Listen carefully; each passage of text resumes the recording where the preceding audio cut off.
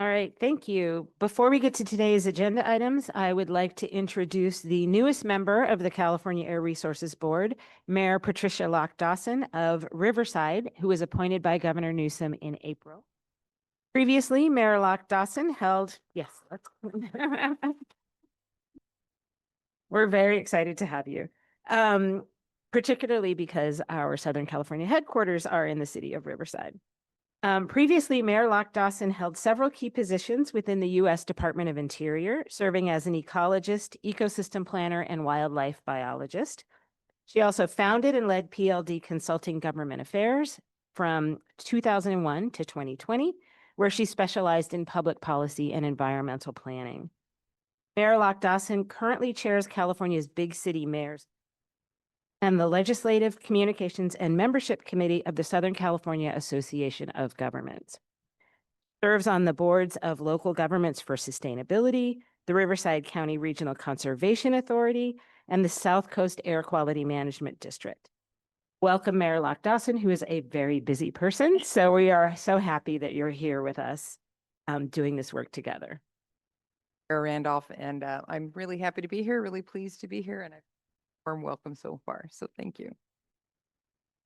And another warm welcome to our newest Deputy Executive Officer, Christopher Grundler. He spent many decades at the US EPA working on mobile source regulation. And we are so excited that we now have his incredible expertise here at CARB, as we will need to be very creative in meeting our air quality and climate goals. So welcome. We're really happy to have you.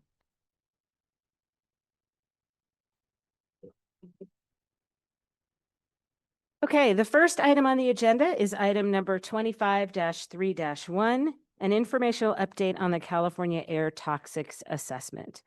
If you are here with us in the room and wish to comment on this item, please fill out a request to speak card as soon as possible and submit it to a board assistant. If you are joining us remotely and wish to comment on this item, please click the raise hand button or dial *9 now. We will first call on in-person commenters, followed by any remote commenters when we get to the public comment portion of this item. During this item, the board will hear about the California Air Toxics Assessment, ongoing effort by CARB staff to estimate people's exposure to air toxics in California.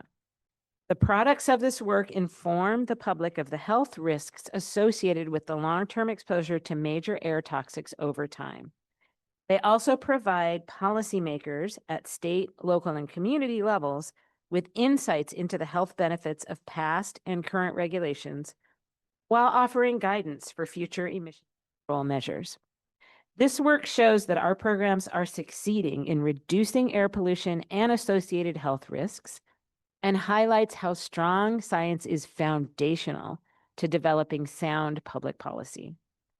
This is particularly important given the challenges we currently face at the federal level, with many health and environmental programs facing cuts that will hamper long-term efforts to protect human health and the environment. Dr. Cliff, would you please introduce the... Thank you, Chair Randolph. The California Air Toxics Assessment, or CATA, started in 2017 in support of Assembly Bill 617 as a tool to inform communities and stakeholders of the health risks associated with air toxics across California. Iterative air quality modeling, CATA estimates and tracks ambient concentrations and health risks of air toxics at neighborhood scales over time. Its trend analysis tracks risk reductions associated with past and current regulations and provides insights into the potential benefits of future toxic control measures. CATA's high spatial resolution enables community-level analysis, such as identifying areas disproportionately burdened by air toxics exposure, determining the major air toxic species impacting the public, and pinpointing key emission sources contributing to overall health risks. The near statewide coverage of CATA also complements the existing toxics air monitoring network, helping fill the gaps between monitoring locations. Today, you will also hear about the progress of CATA, now in its third iteration, along with ongoing developments towards improving our understanding of toxic emissions and sources that will be included in future updates to CADA. I will now ask Dr. Sue Chen of the Air Quality Planning and Science Division to begin the staff presentation. Dr. Chen. Thank you, Dr. Cliff. Good morning, Chair Randolph and board members. My name is Sue Chen. I will be presenting an informational update on the California Air Toxics Assessment, or CADA. CARB has a long history of addressing air toxics issues, and I hope that after today's presentation, you will see CADA as a useful tool for Californians to better understand our exposure to air toxics and to demonstrate why CARB's regulatory efforts are so critical to reducing air toxics emissions and exposure. Today's presentation is structured as follows. I will start with a brief introduction on what CADA is and why we started this work. Then I will detail 4 major ways that CADA can be used by the public and to support CARB's efforts. First, how it can be used to inform the public of the exposure and health risks associated with air toxics in California. Second, how CADA can be used to track trends in risk from different emission sectors over time, and from those trends provide insights into future toxics emissions and exposure reduction measures and regulations. Third, how it can be used to support community-based efforts, such as the development of community emission reduction plans, or CERPs. Fourth, how it can be used to supplement the monitoring network by filling gaps between monitor locations. Finally, I will end by talking about our progress so far and future developments to CADA. The California Air Toxics Assessment, abbreviated as CADA, is a computer model-based assessment of the cumulative cancer risks associated with long-term exposure to air toxics in California. For any region of interest, whether it's an entire air basin or down to a single census tract, CADA can tell you which air toxic was prominent in that region and which were the emission sources that caused the highest cancer risks. CADA is a multi-year effort where we conduct an updated assessment every 3 to 5 years. The reason why each update can take up to 5 years to complete is because the work is extremely resource intensive in terms of both high demands for computational resources as well as highly skilled staff to conduct and interpret the analysis. Before the model assessment can begin, it takes about 2 years to build the emissions inventory and prepare the meteorological data. Once those are ready, it takes another 2 years to conduct air quality modeling. Then it takes another year or more to analyze the results, publish those results in scientific journals, summarize the key information, and relay that information to the public. This process is done on CARB's High Performance Computing Cluster, or HPC, and requires the equivalent to the processing power of more than 10,000 laptops running simultaneously for a year, while utilizing the storage equivalent of more than 2,000 standard CARB laptops. Due to the immense demand for resources, we divide the state into 6 smaller regions outlined on the map to the right, where each region is centered over a major air basin. This means that CADA is a quasi-statewide assessment covering most of the state's population and emission sources. We hope that computational advancements and expansion of CARB's HPC will allow future iterations of CADA to provide 100% coverage of the state's population. Even though it is resource intensive, this iterative process over time provides critical information to communities and internal and external stakeholders on the trends in exposure to air toxics. For example, CADA results show that significant benefits were achieved from past and current on-road diesel regulations at reducing diesel particulate matter emissions, and can point to potential new areas of focus as on-road diesel emissions continue to decline. Each CADA update reflects the current best estimates of air toxics emissions.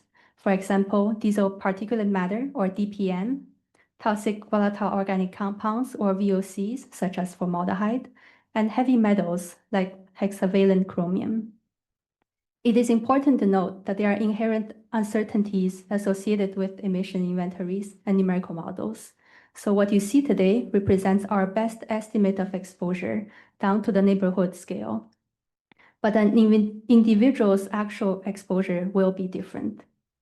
As new advancements are made in our understanding of the emissions and the physical and chemical processes that affect air toxics in the atmosphere, modeled exposure and risk will be updated.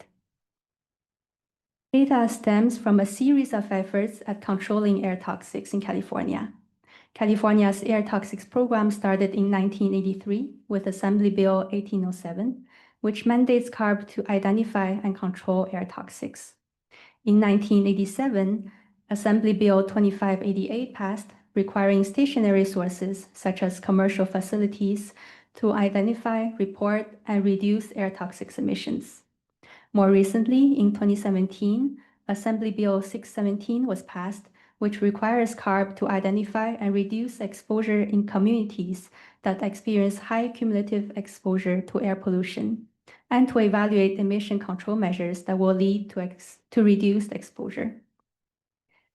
The CADA work started in 2017 with the purpose of providing support to AB 617 and other toxics programs. Some of you may be familiar with the MATES studies, which started in 1986. MATES focuses on the South Coast region, whereas CADA provides information at the statewide level, thus complementary to each other. Now, how does CADA work? CADA starts with using three-dimensional emissions data, either estimated by CARB staff or reported to CARB, that represents our best estimate of actual emissions occurring during a calendar year. Emission sources can be categorized into groups of sectors, such as on-road mobile sources like trucks and cars, off-road mobile sources like locomotives, ocean-going vessels or GVs, and aircraft, area sources such as agricultural activities, construction, different types of burns and fires, which includes wildfires, as well as transported pollutants from Mexico, and stationary point sources, including commercial and industrial facilities. All those add up to more than 10 million sources statewide that CADA models to estimate exposure and risk to the public. And that number is growing with each CADA update as we receive more information on sources and emissions. For diesel PM and heavy metals, we're keeping track of more than 30 categories of emission sources independently, so that we can do detailed analysis of which sources are contributing most to health risk. For example, how much of the total risk comes from on-road mobile sources versus how much comes from locomotives. By keeping track of source contributions over time, we can also quantify sector-specific health risk changes for each toxic species and relate those to major regulations in effect during that period. CADA takes that comprehensive and detailed emissions inventory, allocates emissions to each hour of the day, and then utilizes meteorological and air quality models to predict the transport and dispersion of those emissions to better estimate ambient concentrations and exposure to air toxics. It is necessary to go beyond just information on emissions and to utilize air quality models when we want to estimate the health impact of air toxics, because what is being emitted doesn't necessarily translate to what we breathe. Surface wind can blow pollutants toward or away from populations. The sun and other chemicals in the air can participate in chemistry that form or destroy pollutants. Those are some of the processes that air quality models take into account to estimate ambient concentrations, or how much pollutant is in the air at a certain time and place. This animation shows the propagation of a plume from a single fire as an example of what happens in the model. Now imagine the 10 million sources we described earlier, all being transported together simultaneously. That is what CADA captures within its model framework.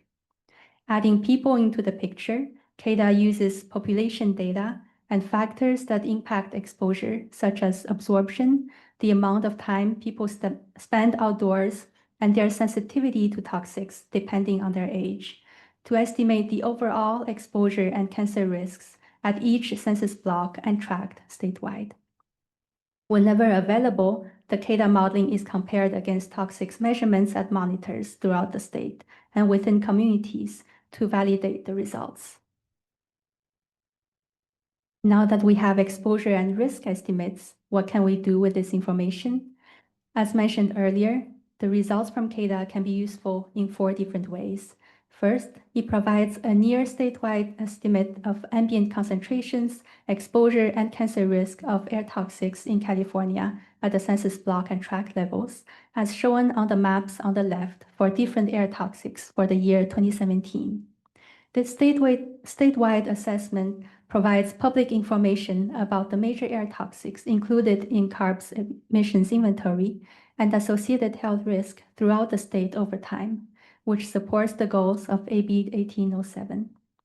It also bridges the gap between national studies such as US EPA's National Air Toxics Assessment or AirTox Screen and regional air toxics studies like MATES in the South Coast. CADA also complements the CalEnviro screen tool developed by OEHA by adding potential public health risk from air toxics as an additional factor into their scoring system. Second, CADA tracks trends over time that can provide insights into the present and future exposure to air toxics. On the left, the bars represent results from the first 2 CADA iterations and projections to future assessments and years, while showing an example of source attribution of the overall cancer risks. The relative proportions of DPM on road sources are shown in green, the rest of the diesel PM sources in yellow, heavy metals in purple, and VOCs in blue. The 2012 and 2017 data are estimated by detailed CADA modeling. We are in the process of completing the 2021 iteration.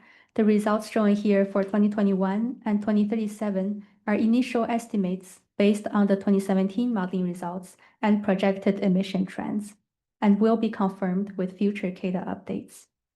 We can see a clear trend in risk reduction over time, pointing to the success of past CARB regulations and providing insights on where to focus on in the future. We also see a clear reduction in the contribution of diesel on-road sources compared to other sources and air toxics, from 60% of total risk in 2012 down to 50% in 2017. And it is expected to continue to decrease in the years to come. In other words, on-road diesel PM sources have declined more than other diesel PM sectors, mainly thanks to past stringent on-road regulations. Therefore, CADA can be used to evaluate the progress of sector-based regulations in reducing air toxics exposure and help assess the health benefits of those regulations. We would like to clarify here that even though the results from CADA can be used to support regulatory efforts and evaluate health benefits, it is not intended to replace the health risk assessments used to estimate risk near sources, such as the hotspots program. CADA estimates risk at the census block and tract level, more like a neighborhood scale estimate, considering all emission sources in the vicinity. It does not provide risk at close proximity to sources, nor does it quantify risk for any individual person or household. Therefore, the true usefulness of CADA doesn't lie in providing an exact cancer risk for a particular person. Rather, it informs the public and policymakers of the progress we're making in reducing exposure to air toxics through current regulations statewide or in a particular area, as well as where future efforts might be most effective in further reductions. For example, CADA results show that overall in California, cancer risk from all diesel PM sources have decreased by 42% from 2012 to 2017. When looking at individual source category contribution to cancer risk, we found that on-road diesel PM risk decreased by 49%. This reflects major health benefits from the truck and bus rule. Similarly, we found a 43% decrease in OGV-related cancer risk and a 31% decrease for the rest of off-road and area sources. Those reflect the combined impact of many regulations, such as those targeting ocean-going vessels, commercial hovercraft, cargo handling equipment, and transport refrigeration units. In contrast, sources from outside of California within Mexico decreased by less than 1%. those cross-border contributions continue to heavily impact near-border communities. With each update of CADA, the impact of new and existing regulations will be reflected. At the community level, the CADA assessments have helped communities identify the major air toxics and emission sources impacting their community, trends in how those emissions and associated risks are changing over time, as well as assist in developing community emission reduction plans, or CERPs, and advancing environmental justice across the state. For example, we closely collaborated with the Portside community, their steering committee, and the San Diego Air District on how CADA could be used to assist with their CERP goals and supplement the air quality measurements in the community. CADA results that were shared include cancer risk maps that show the spatial distribution of exposure to toxics, such as the one on the left for diesel PM, where we can see high risk downwind of the port area and major highways like I-5. We were also able to provide information on the contribution of each air toxic to total risk, like what we see in this pie chart to the right, as well as which emissions sectors are responsible for the majority of diesel PM risk in the community. In 2017, diesel PM was still the dominant air toxic in terms of long-term health risk, and in-state on-road sources were still the main source of diesel PM risks. However, a projection to 2037 based on our 2017 CADA modeling and estimated emissions trends show that assuming current emission controls and regulatory authority, the major polluting sources will shift toward off-road sectors and transport from Mexico. Many of these analyses were prompted by discussions with the community and steering committee members, and the feedback we received led to the creation of a frequently asked questions page on our public data portal that we will introduce later. These also illustrate the type of analysis and information we can get from CADA at any scale, whether it is for a local community, an entire air district or air basin, or across the entire state. Under AB 617, many communities are receiving support to install additional monitoring. The early stage community monitoring network for Portside is shown here on this map. CADA can further complement those community level monitoring efforts by providing source attribution of exposure and health risks, and by filling the gaps between monitors. CADA not only complements the toxics monitoring network at the community level, but also at the statewide level. As mentioned earlier, monitoring measurements are used as the ground truth against which we validate our modeling results. However, monitoring over extensive periods of time is expensive, which limits its coverage in space and time. Choosing where to place the monitors also presents a big challenge. As point measurements, monitors are bound to be mostly impacted by sources located upwind. For example, imagine the scenario where a monitor is downwind of a factory, but upwind of a highway. Measurements at that monitor site will be dominated by the emissions from the factory and provide a good estimate of the health impacts on nearby residents associated with emissions from the factory. However, the measurements are likely to underestimate the health impact from vehicle exhaust on the highway. The map on the left shows the current statewide toxics monitoring network, including some of the community and regional specific monitors in purple. We can see that even though certain urban areas have good coverage, there are large gaps across the state. CADA provides continuous coverage of concentrations, exposure, and risk across the state, so it can fill the gaps between monitor sites. In addition, instruments measure total ambient levels of toxics without source attribution, whereas CADA keeps track of how much each emission source contributes to the total.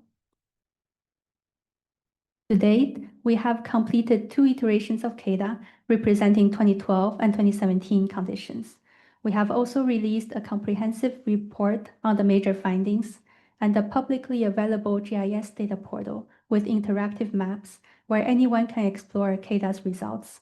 We are currently working on the 3rd iteration for the year 2021, which is expected to be completed next year.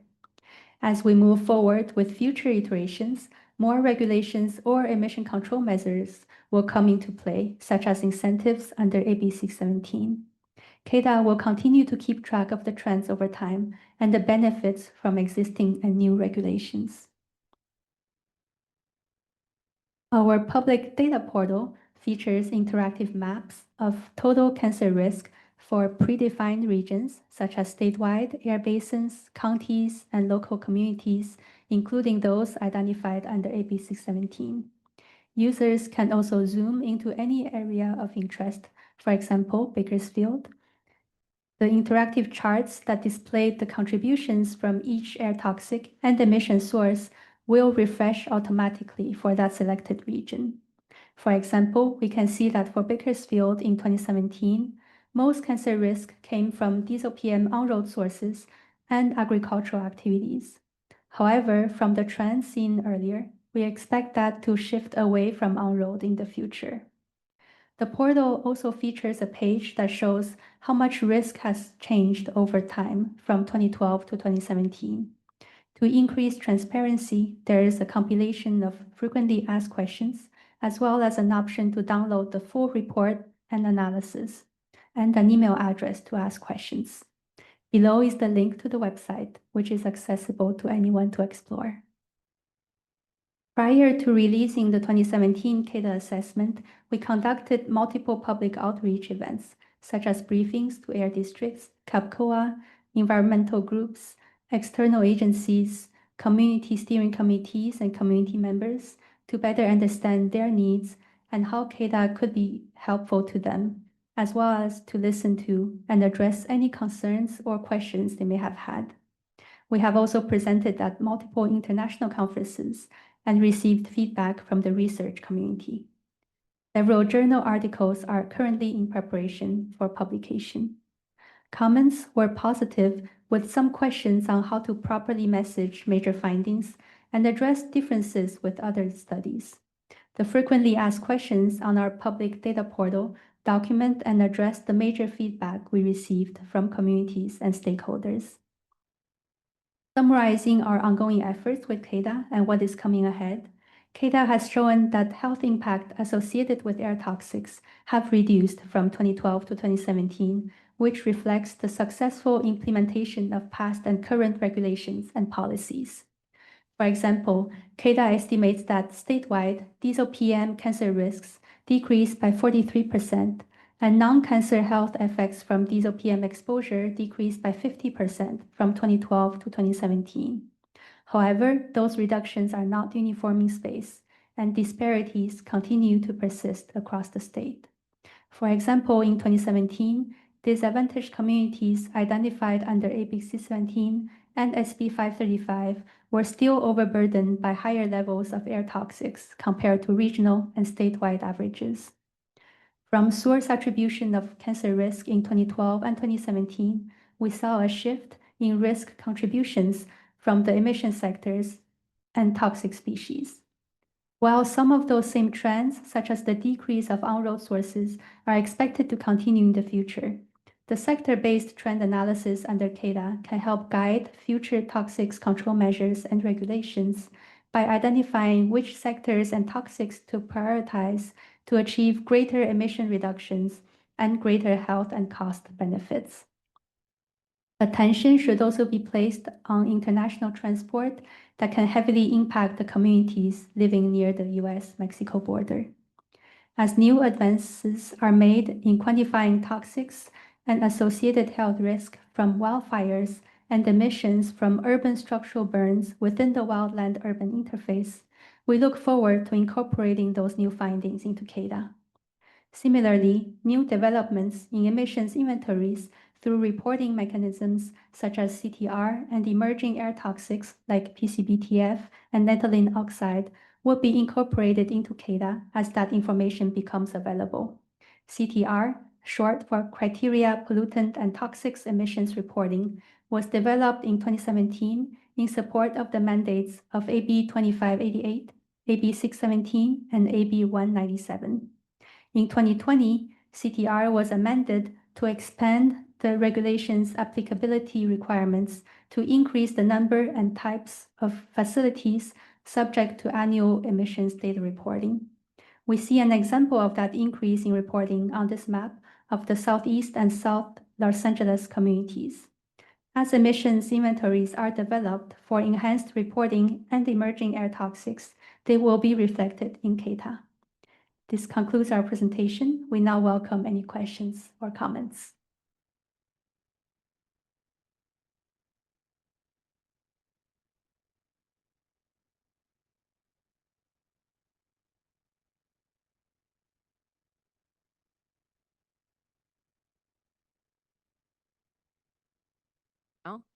How about that? Okay, thank you so much. Chair Randolph was called away on an urgent matter, so I will be sitting in. So much for a great presentation. We really, it's such a great enhancement of community right to know, and also provides the scientific basis for all of the effective rules that CARB currently has in place, and hope that we those. Chair Randolph and I talked about perhaps board members who may have questions could ask those first before public testimony, and those are questions, not long comments. And then we can move to the public.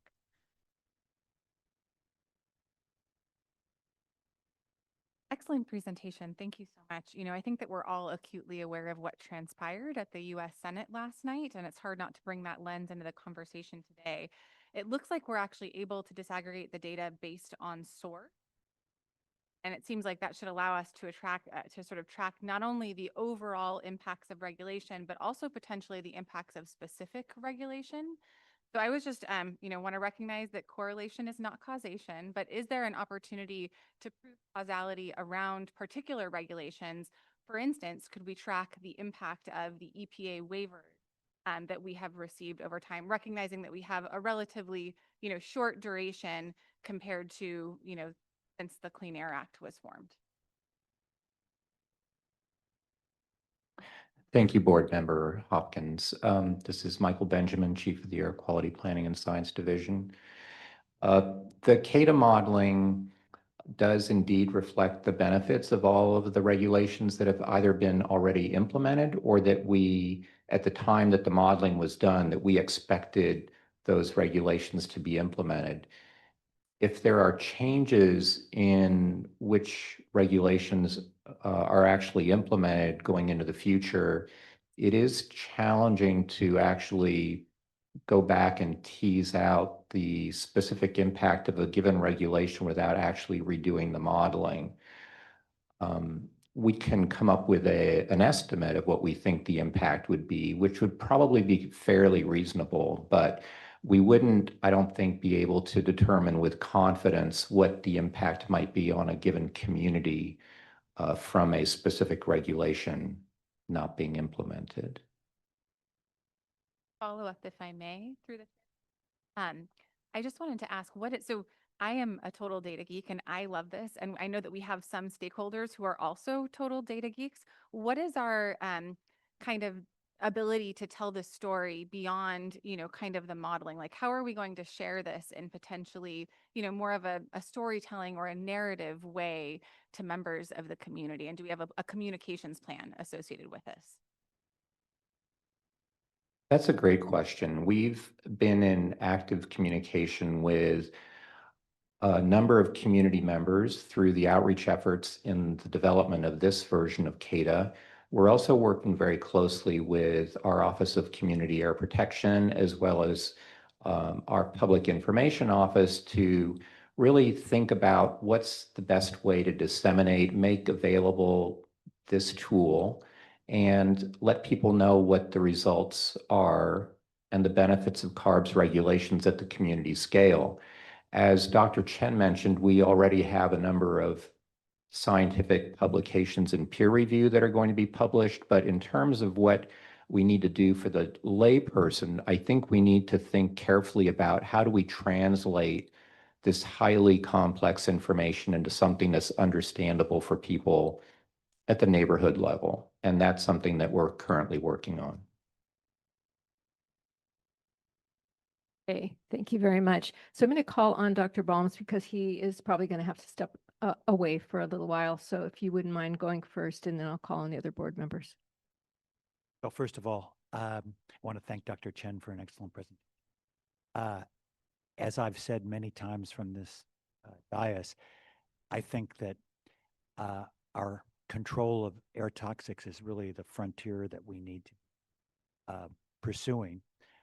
We've done a pretty good job with the criteria pollutants, so that means that the toxic contaminants that our communities breathe, those are more important for us to deal with. And so I really am pleased with the progress that's been made. And I think that slide 9 shows that progress, except for cross-border diesel emissions from Mexico is remarkable. And I hope that the projection for 2021 is as good as you folks hope. And again, to Board Member Hopkins' comments, hopefully we're going to be able to continue on a path towards progress in reducing air toxics, especially in our most vulnerable communities. I'm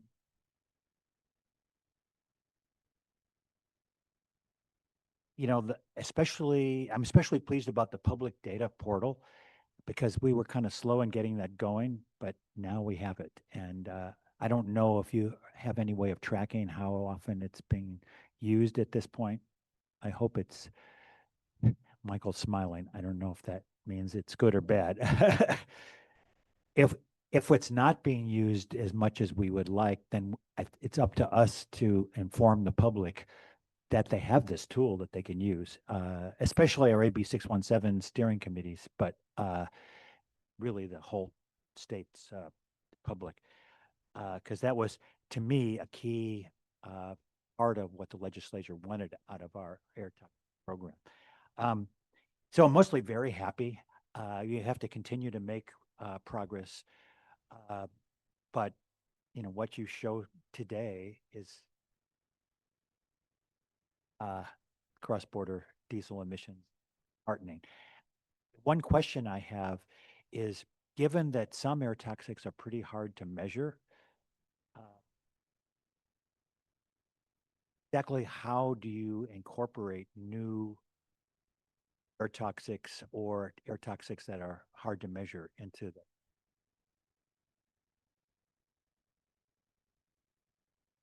This is Michael Benjamin again. As Dr. Chen mentioned, we're working very closely with our monitoring and laboratory division, our research division, and partners inside and outside of the agency, as well as the air districts, to make sure that each iteration of CADA has the most accurate input information as possible. At the end of the day, these modeling results are only as good as the data that go into them.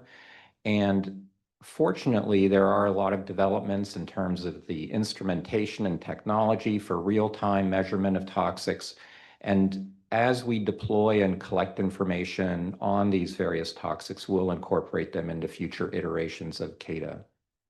And those new monitoring instruments, do we do those on our own, or do we partner with the air districts regard to that monitoring? Well, we have a long history as an agency of partnership with many entities, not just the local air districts, but also other state agencies, federal partners, NOAA and NASA and EPA, and other agencies have been incredibly important in terms of helping develop these new technologies and also deploying them. And so we've really appreciated those partnerships, and we see them as an important really playing an important role going forward. Thank you, Michael. And because I'm not going to be able to make your retirement party, unfortunately, I just want to say how much I've appreciated service on the board, and particularly your help to me on multiple occasions when I've reached out to you. And you're going to be missed by me and others, but I hope your good work will continue past your retirement. Dr. Balmes. Thank you, Dr. Balmes. So, Mr. that information. Dr. Shaheen? You.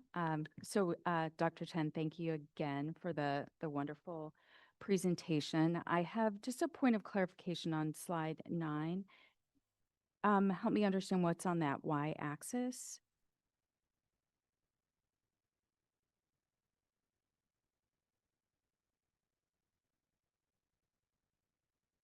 Oh, yes.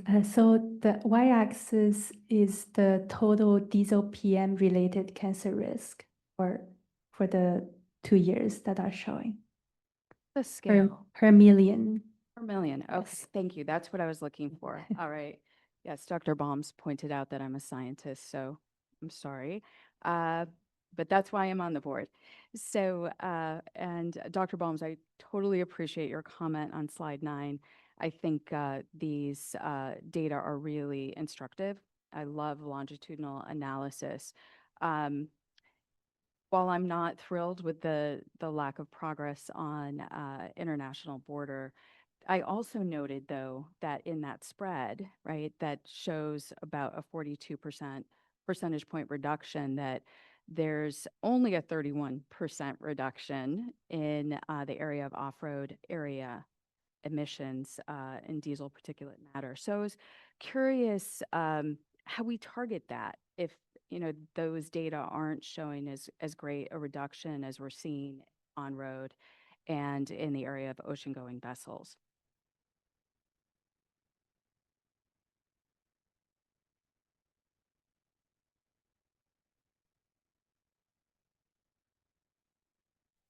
This is Edie Chang. So in terms of the off-road, this is sort of more of a control strategy question.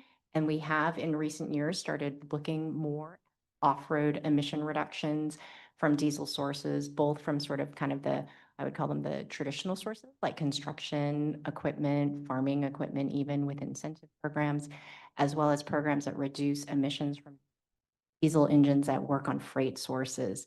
So it is an area that is sort of, it's following what's happening on road, but it has been a big focus of our control program. So we would expect to see going forward to see more progress in that area. Yeah, thank you. That's why these types of data are so instructive, right? Because they can tell we need to focus. The other slide that my eyes went to, and Dr. Chen, I think I spoke to you about this in our briefing, is slide 13, which shows a clear hotspot in the CADA modeling efforts in Bakersfield. And so that's obviously really concerning. And my question relates to back, from this particular area and how we might be integrating that. But there's also, as you can see in the Southern California region, additional hotspots, but really that Bakersfield really stood out to me. So I was wondering how we're working with the community there to integrate their feedback.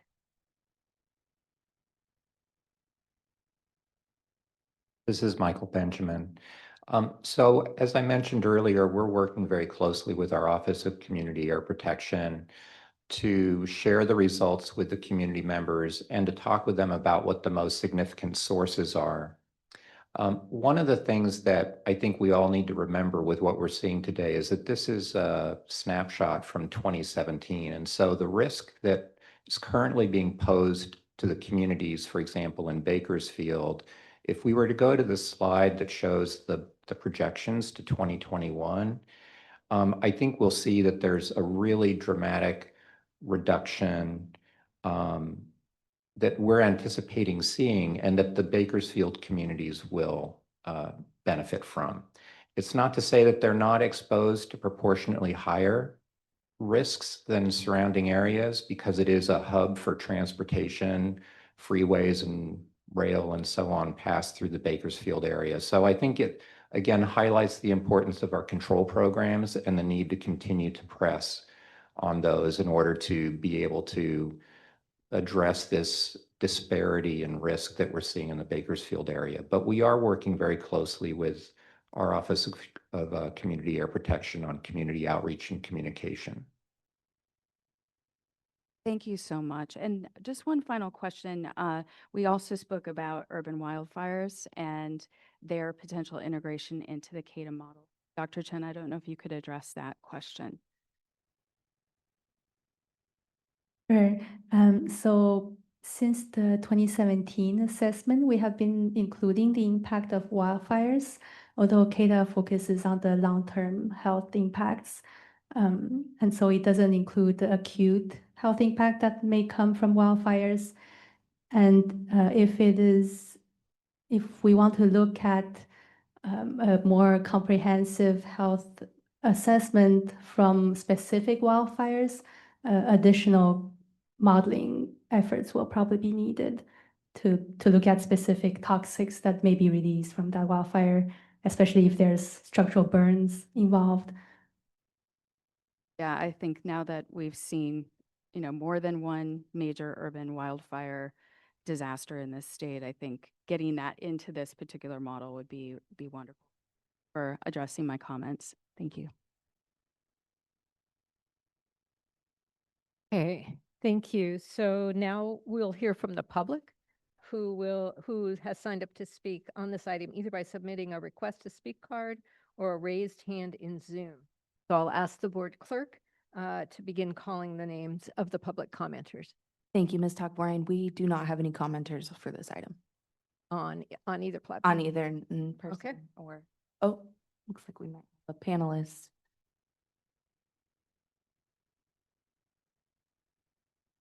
It looks like Miss.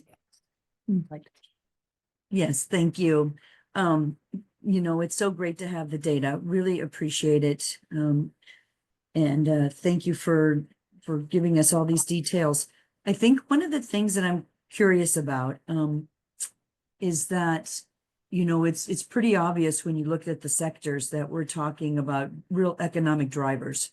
And I'm wondering if there's any ability to really take a look at those targeted sectors in relations to jobs and economic impact, because I think that there's a really clear indicator here that we've got to be mindful of.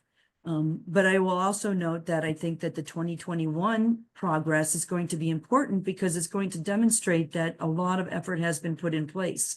So I guess my question is basically, is there a capability to add a component of this to relating to what those impacts are economically in regards to those sectors that we target to do the reduction of emissions? Thank you. Well, thanks for that question. Generally speaking, each regulatory action that we take, we evaluate the economic impacts. And for the most part, regulations that tend to reduce energy use, such as those targeting zero emission vehicles, save consumers money and have positive impacts on the economy. Furthermore, we also incorporate the public health benefits of those actions. So just as an example, if you look at what the Senate is taking up today, there's about $45.3 billion in public health benefit associated with those actions. And by, for example, the Senate trying to wipe out our authority to enforce those regulations, if that were to ultimately be upheld, would impact the economy by increasing public health costs by that $45 billion. So that's just sort of an example of the benefits associated with these regulations that we track. This type of modeling effort is not really targeted at looking at those economic impacts, but that is part of our ongoing analysis. And then for each effort that we undertake, we also look at those types of data points. Yeah, understood. Really important stuff, obviously. Health is the most important thing that we can have.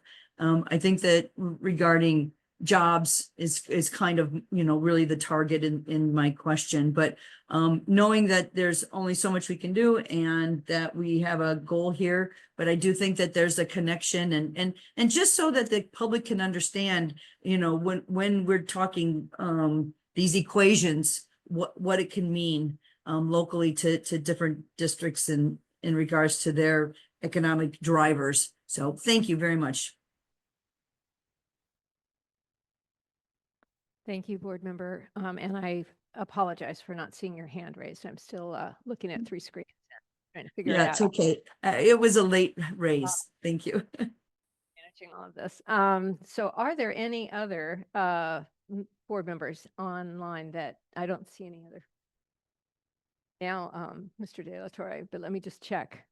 Do you see any, clerk? I'm sorry. Do you see any other hands raised? I don't. Not for board Okay, members, no. okay, We thank do you. have one Zoom commenter though, when we're ready for that part.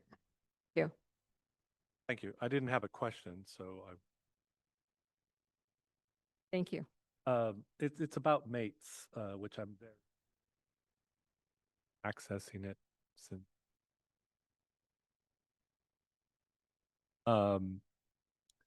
And one of the things that I've seen there relevant to this conversation, and we discussed, is that we've made incredible progress in the South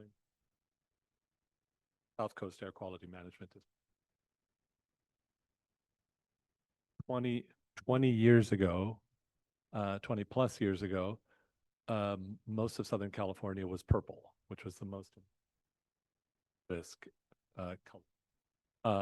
The most recent one, which was before 2017, something like that, there's only one purple spot left in Southern California, in the South Coast Air District. And it stands out because everything else is, not green, but pretty good. It's the port complex. Port complex of San Pedro, Long Beach. And I bring this up all the time when I'm dealing with the ports, because even though we've made this incredible progress through all of our regulations, through the regulations there, still the biggest problem. And so I see the hotspots on here statewide, and they mirror that kind of activity. And that's a problem. And we need to talk more about how pat ourselves on the back, well deserved, but we need focus on these hotspots. We need to talk to the community about these hotspots and why they are hotspots. And obviously it's diesel. In Southern California, diesel accounts for over 70% of the carcinogenic effect of air pollution. And during my briefing, I always thought the statewide number was less, but now it's caught up. It's also over 70% statewide. So diesel, and I've said it here many, kill diesel because it's killing us. So I just wanted to flag that because this data mirrors that data, and scientists in the room, numbers don't lie. So I just wanted to emphasize that because the patterns are there. Thank you.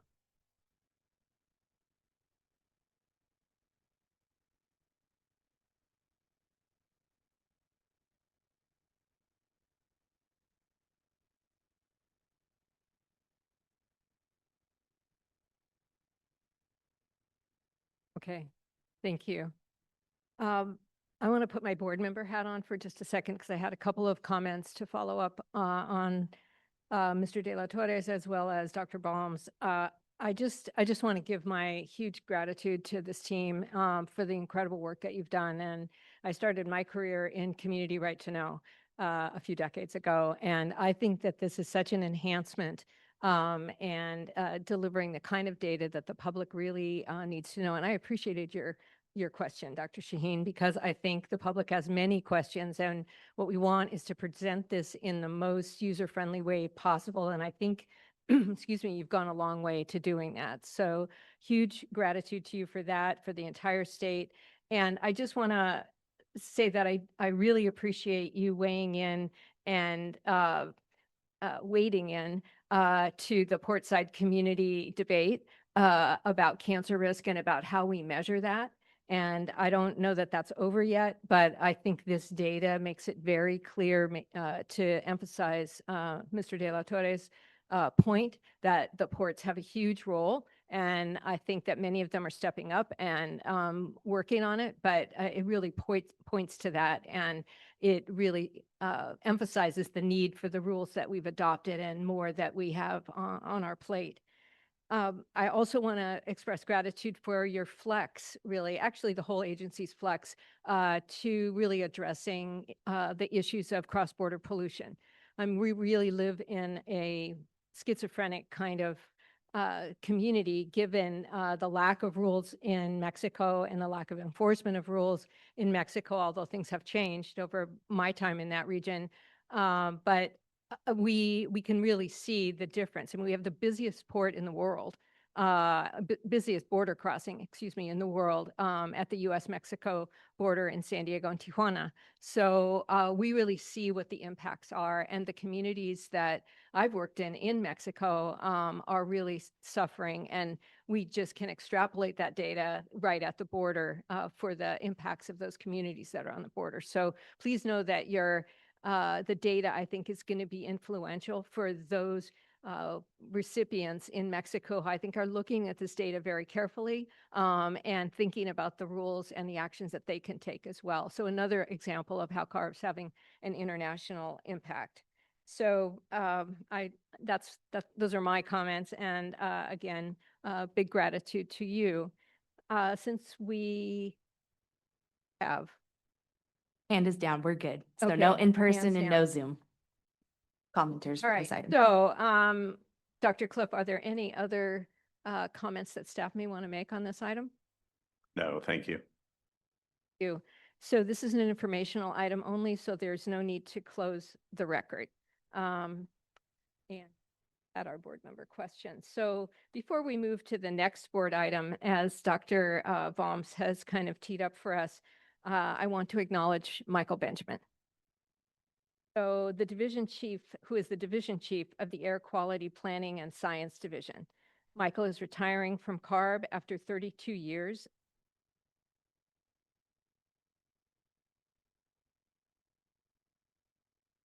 Sorry, Michael.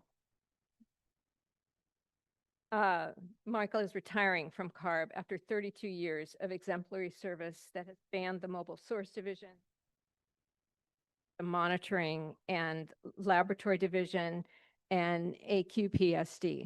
Michael will be greatly missed, but his legacy will live on in work like the CATA model we just heard about. Thank you so much. Throughout his career, Michael has championed scientific integrity and advanced the technical underpinnings of CARB's work, the foundation that all of our control programs are built on. The work that he and his staff have done ensures that we target the right sources of pollution and that we have a strong evidence base to push for the rigorous regulations needed to clean California's air. Michael cares deeply about his staff and is a staunch advocate for what is right. He has garnered the respect of the board, his colleagues, the air districts, and our many stakeholders. Michael, thank you for all you have done for CARB and for the people of California. We wish you well in your retirement.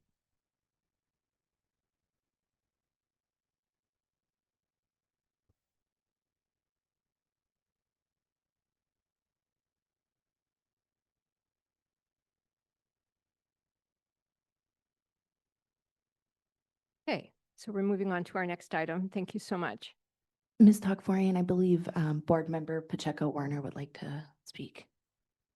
Thank you. Board So, member? yes, thank you. Thank you, Board Member Tekmorian. I just didn't want Michael to leave without just knowing how much he's meant to the Valley and how much he's meant to not only our constituents, but the Air District and myself personally. So thank you for always, putting people and science together, because I think that's how we navigate things best. And you were just so skillful in that, and I wish you the absolute best, but you will absolutely be missed. Thank you so much. Thank you.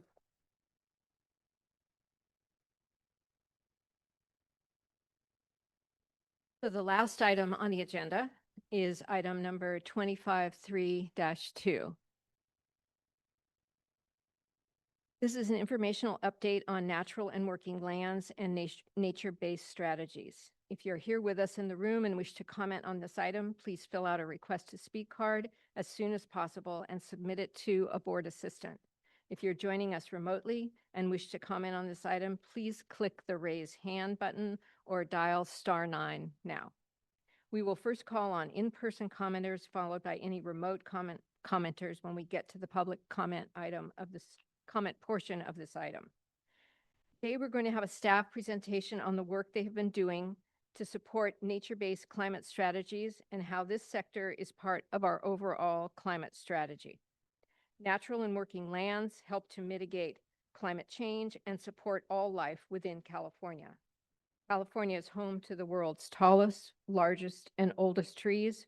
Our redwoods, sequoias, and bristlecone pines. Our Central Valley is home to the most economically productive agricultural system in the United States. Within our borders are both at the highest peak at Mount Whitney and the lowest point at Badwater Basin in the lower 48 states, within biking distance of one another. California is home to the most national parks and the most endangered species in the United States. Natural and working lands also include the everyday green spaces that are embedded within our communities, our parks, playgrounds, and backyard gardens. People flock to California's coastlines, parks, and mountains from around the world every year to see this special place. It is these lands that CARB and California more broadly are working to protect and make more resilient. This will help in the fight against climate change and will enhance the health and well-being of our communities and ecosystems. California's natural and working lands are on the front line of climate change. Reducing, avoiding the impacts of climate change on our lands has been woven into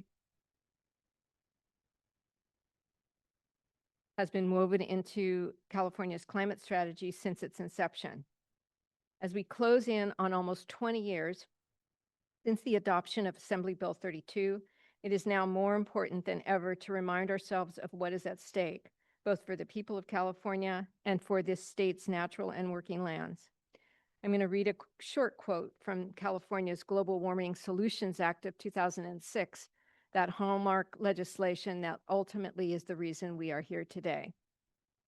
The introductory text of AB 32 says, and I quote, "Global warming poses a serious threat to the economic well-being, public health, natural resources, and the environment of California. The potential adverse impacts of global warming include the exacerbation of air quality problems, a reduction in the quality and supply of water to the state from the Sierra snowpack, a rise in sea levels resulting in the displacement of thousands of coastal businesses and residences, damage to marine ecosystems and the natural environment, and an increase in the incidences of infectious diseases, asthma, and other human health-related problems. Global warming will have detrimental effects on some of California's largest industries, including agriculture, wine, tourism, skiing, recreational, and commercial fishing and forestry.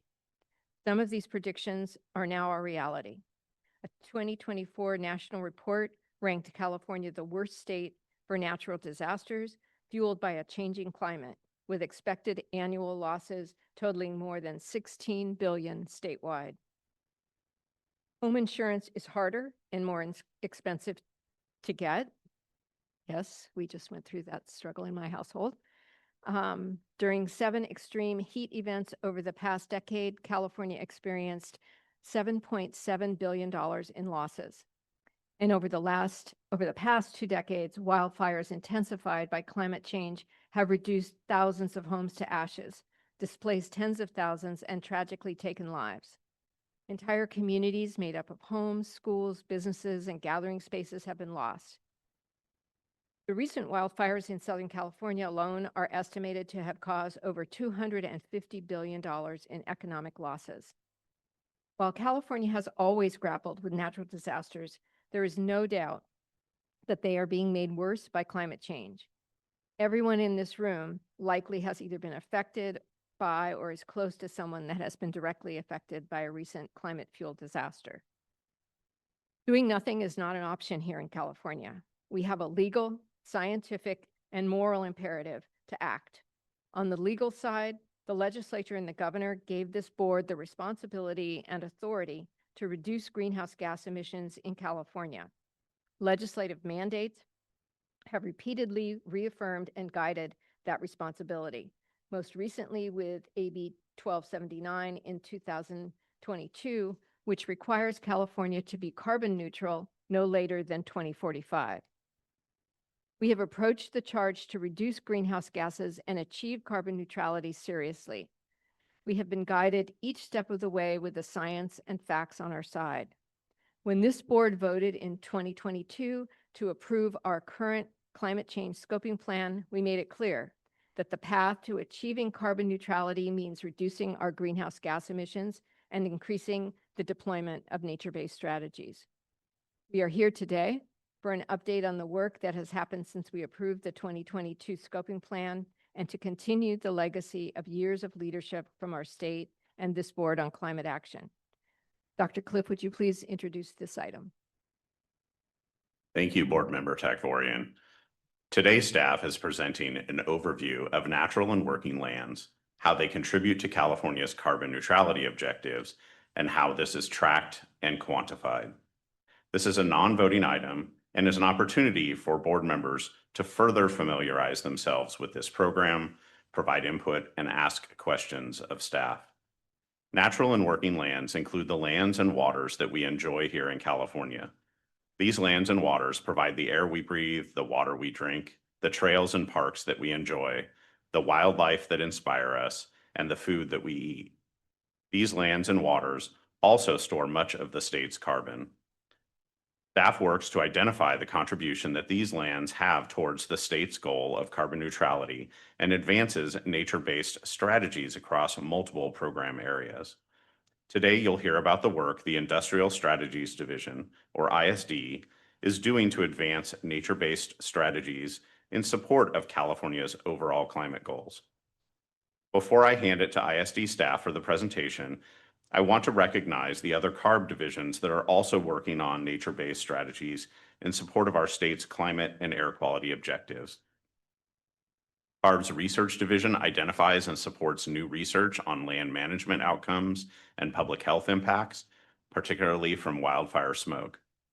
CARB's Air Quality Planning and Science Division and Monitoring and Laboratory work to monitor and quantify wildfire smoke events and coordinates with air districts in support of safe and effective prescribed burning. Our Sustainable Transportation and Community Division works with agencies like CAL FIRE, the California Department of Food and Agriculture, and others to assess the climate and community benefits from cap and trade investments in nature-based strategies. Our Public Information Office works to increase awareness of smoke impacts and prescribe fire events through tools like our Smoke Spotter mobile application. Throughout the years, as we've developed these efforts across CARB, we've remained focused on ensuring that CARB's nature-based strategy efforts prioritize reducing climate and air pollution in improving public health, as well as bringing additional environmental and economic benefits to Californians. Today, we also have representatives from two of our close state agency partners at the table who are leading on implementation of nature-based solution climate impacts. Amanda Hansen, Deputy Secretary for Climate Change at the California Natural Resources Agency, and Virginia Jameson, Deputy Secretary for Climate and Working Lands from the California Department of Food and Agriculture. They will provide a few short remarks after the staff presentation. And with that, I will now ask Dr. Chelsea Carey of the Industrial Strategy Division to begin the staff presentation and provide more detail on the intersection between carbon neutrality and natural and working lands. Dr. Carey. Thank you, Dr. Cliff. Good morning, members of the board. Thank you for the opportunity to speak with you today. My name is Dr. Chelsea Carey, and I'm here to share how California's natural and working lands contribute to the state's climate goals and to describe the work that CARB is doing to accelerate climate action in lands. As mentioned in the opening remarks, natural and working lands include all landscapes in California, from forests to cities, croplands to deserts, These landscapes aren't just beautiful scenery. They're living systems that provide critical ecosystem services. They support biodiversity, safeguard water and air quality, produce food and fiber that feed the nation, and importantly for our work, they help regulate the climate. California's natural and working lands and the communities that depend on them are increasingly threatened by climate change. Rising seas, shrinking snowpack, drought, heat waves, and severe wildfires are already impacting lives and livelihoods. Between 2012 and 2023, extreme heat caused an estimated $7.7 billion in damages. The 2021 drought alone led to $1.7 billion in losses in the agricultural sector and nearly 15,000 lost jobs. Wildfire risks are also reshaping the insurance market, making coverage harder to get and more costly. These growing threats underscore why investing in natural and working lands is vital, not just for cutting emissions, but for protecting our communities. The impacts climate change is having on California's lands reflects a body of research that's amassed over decades. The body of knowledge that's been produced is best reflected in the work of the Intergovernmental Panel on Climate Change, or the IPCC, which has compiled a robust body of evidence that forms the scientific foundation for climate action. Starting with the first report in 1990, the IPCC assessments have deepened our understanding of how human activities, and specifically the burning of fossil fuels, are driving climate change, what the impacts of that are, and what can be done to address them. Over time, this body of evidence has made clear the vital role of lands in mitigating climate change and helping communities adapt to growing climate change impacts. And in 2018, there was a landmark IPCC report that emphasized the urgent need for nature-based solutions as a critical pathway to meeting global climate goals. The 2015 Paris Agreement built on this science to set a target of limiting warming well below 2 degrees Celsius. This agreement, it acts as a flagship example of how the scientific foundation has translated into global climate policy. And here in California, we've also followed the science for decades. We've produced our own climate change assessments and scoping plan analyses that align with the IPCC's findings and that provide state of the science, California-specific information to support strong and ambitious climate policies.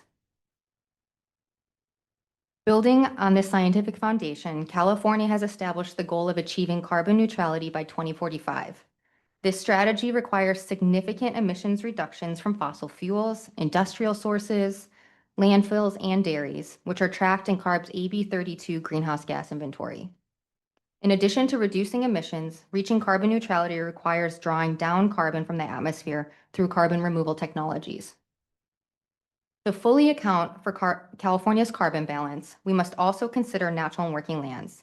These are dynamic systems that can be either a sink or a source of emissions. CARB's natural and working lands inventory, it tracks changes in carbon across these lands, representing the net balance of carbon emissions and removals that are driven by climate, land use change, management, wildfire, and other factors over time. Incorporating natural and working lands into the state's carbon accounting, it's an essential step towards achieving carbon neutrality. On the previous slide, I outlined the main components of California's carbon neutrality strategy: significant emissions reductions from AB 32 sources, accounting for natural and working lands, and the need for carbon removal. We also have several more specific targets, such as reducing greenhouse gas emissions by 85%. But even after ambitious action to reduce greenhouse gas emissions, we still expect that there will be remaining emissions that need to be compensated for to achieve carbon neutrality. The graph on the right of this slide, it shows the outcome from our 2022 scoping plan analysis, which shows those remaining emissions in 2045. And because natural and working lands can act as net sinks in certain places and at certain times, but can also act as net sources of emissions, failing to reduce emissions from these lands could make the path to achieving carbon neutrality even more challenging. Now, I want to take a moment and recognize that focusing on natural and working lands and nature-based climate solutions is not a new thing for CARB. CARB's efforts on natural and working lands date back to 2006 with AB 32 and our first climate change scoping plan that included initial forest carbon assessments, which was approved by the board in 2008. From there, momentum built steadily. The cap and trade program introduced its compliance forest offset protocol the same year. The board also approved offset protocols for urban forests, livestock methane, and rice methane. Cap and trade auction proceeds have been a significant source of funding over the past decade, supporting many of the state's land programs like CDFA's Healthy Soils Program and CAL FIRE's Healthy Forest Program. In 2018, CARB published the first official natural and working lands carbon inventory, which quantified how much carbon is stored in California's landscapes. Staff used that initial inventory and outcomes from our cap and trade investments to develop the natural and working lands carbon target that was approved by the board in the 2022 scoping plan. We also used this analytical work to support the establishment of the statewide AB 1757 nature-based solution climate targets, which I'll speak to later in this presentation. Again, taken together, these milestones, they illustrate that California's work on nature-based solutions is not new. I hope you can see that our nature-based strategy rests on a strong scientific foundation, has had long-standing legislative support, and follows a clear policy trajectory, giving CARB both the overall authority, science, and the momentum to maintain California's lands as a central component of the state's climate mitigation strategy going forward. Now, the progress I've just walked through and the achievements still ahead are made possible in part because CARB has been able to build a dedicated and growing team of natural and working lands experts. Most recently, the creation of the nature-based strategy section has added new depth to CARB's expertise, which is represented by the team members shown here. Together with the many additional colleagues from across CARB working on natural and working lands, we're able to maintain and advance our internationally recognized leading-edge programs. One of staff's core responsibilities is to maintain and update the state's natural and working lands carbon inventory. This inventory, it includes every acre of California, regardless of ownership or management. As the map on the left indicates, tracking all lands is essential to estimating the carbon stock and greenhouse gas trends within California's borders, both inside and outside of funded project boundaries. This inventory tracks the natural carbon cycle, which includes all of the carbon entering lands through photosynthesis and all of the carbon leaving lands through respiration and decomposition, management, and wildfire. The arrows on the right illustrate that carbon in these systems, it moves in both directions. And ignoring either side misrepresents reality, which is why CARB's inventory, it measures carbon stocks and stock change over time. This approach follows the IPCC guidance, and it integrates all removals and emissions into a single net change across space and time. Here, we see an important example of why taking a whole system view is necessary. This chart from CARB's wildfire emissions inventory, it displays annual wildfire carbon dioxide emissions as green bars from 2000 to 2023. The dashed black line represents the average annual gross sequestration from California's forests and rangelands, and the blue line shows the average carbon transformed by forest management activities, estimated in CARB's SB 901 report, which can be found online. To put the magnitude of wildfire emissions into perspective, in some years, such as 2008, 2020, and 2021, wildfire emissions match or exceed the sequestration average. In other years, the bar sits well below the sequestration line, and often it's even below the forest management line. Importantly, what this slide shows is that wildfire emissions should not be viewed in isolation or compared against AB 32 source emissions while ignoring the natural carbon removal that also occurs.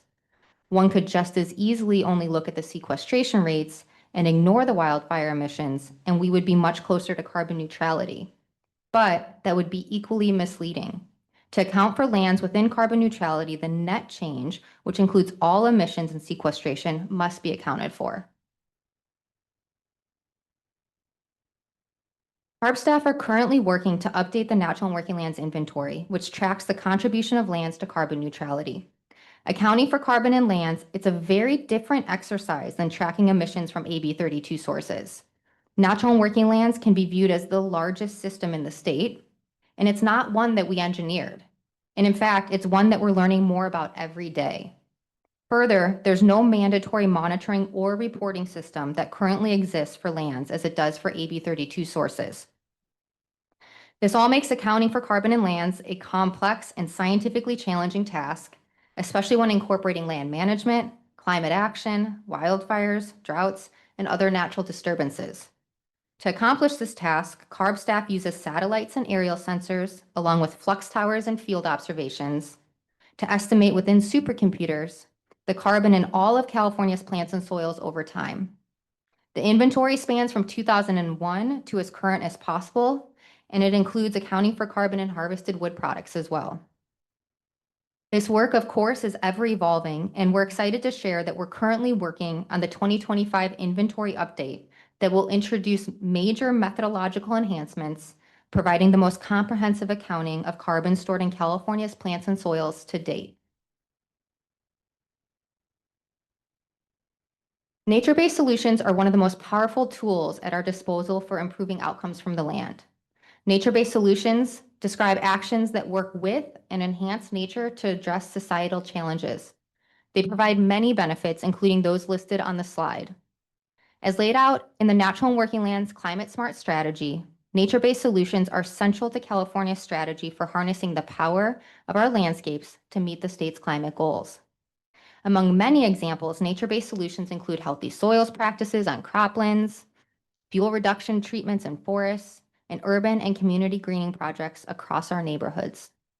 Over the coming years, we expect there will be billions of dollars in private and public investments made to support these solutions. And CARB is working with our sister agencies to make sure that we can account for the outcomes of these investments as we track progress towards carbon neutrality. So, what does the long-term trajectory of greenhouse gas fluxes from our lands look like? And what should be the North Star for carbon in our landscapes? We analyzed these questions as part of the 2022 scoping plan and identified an ambitious level of natural and working lands climate action that's needed to ensure California loses no more than 4% carbon stock between 2014 and 2045. The finding of the scoping plan, which is substantiated by independent research, indicates that California will most likely lose carbon over the coming years, no matter what we do, short of stopping climate change through the reduction of fossil fuels. With that said, through accelerated and thoughtful application of nature-based solutions, carbon losses can be minimized, and importantly, the negative impacts from those losses can be reduced. As one example, the 2022 scoping plan found that through wildfire fuel reduction, California could save over $3 billion in health cost savings from reduced wildfire emissions alone. This doesn't account for all the other benefits that communities will receive from healthier ecosystems more broadly. As a reminder, before I close this slide, our objective here is to limit land-based carbon losses, as well as to maximize the health and resilience of ecosystems and communities through the application of nature-based solutions statewide. The most impactful way the state of California can enhance the health and resilience of our lands and communities is to reduce greenhouse gas emissions coming from AB 32 sources. This is because drought and extreme heat that are caused by climate change, they promote catastrophic fires, and they undermine the ability of California's ecosystems to sequester and store carbon.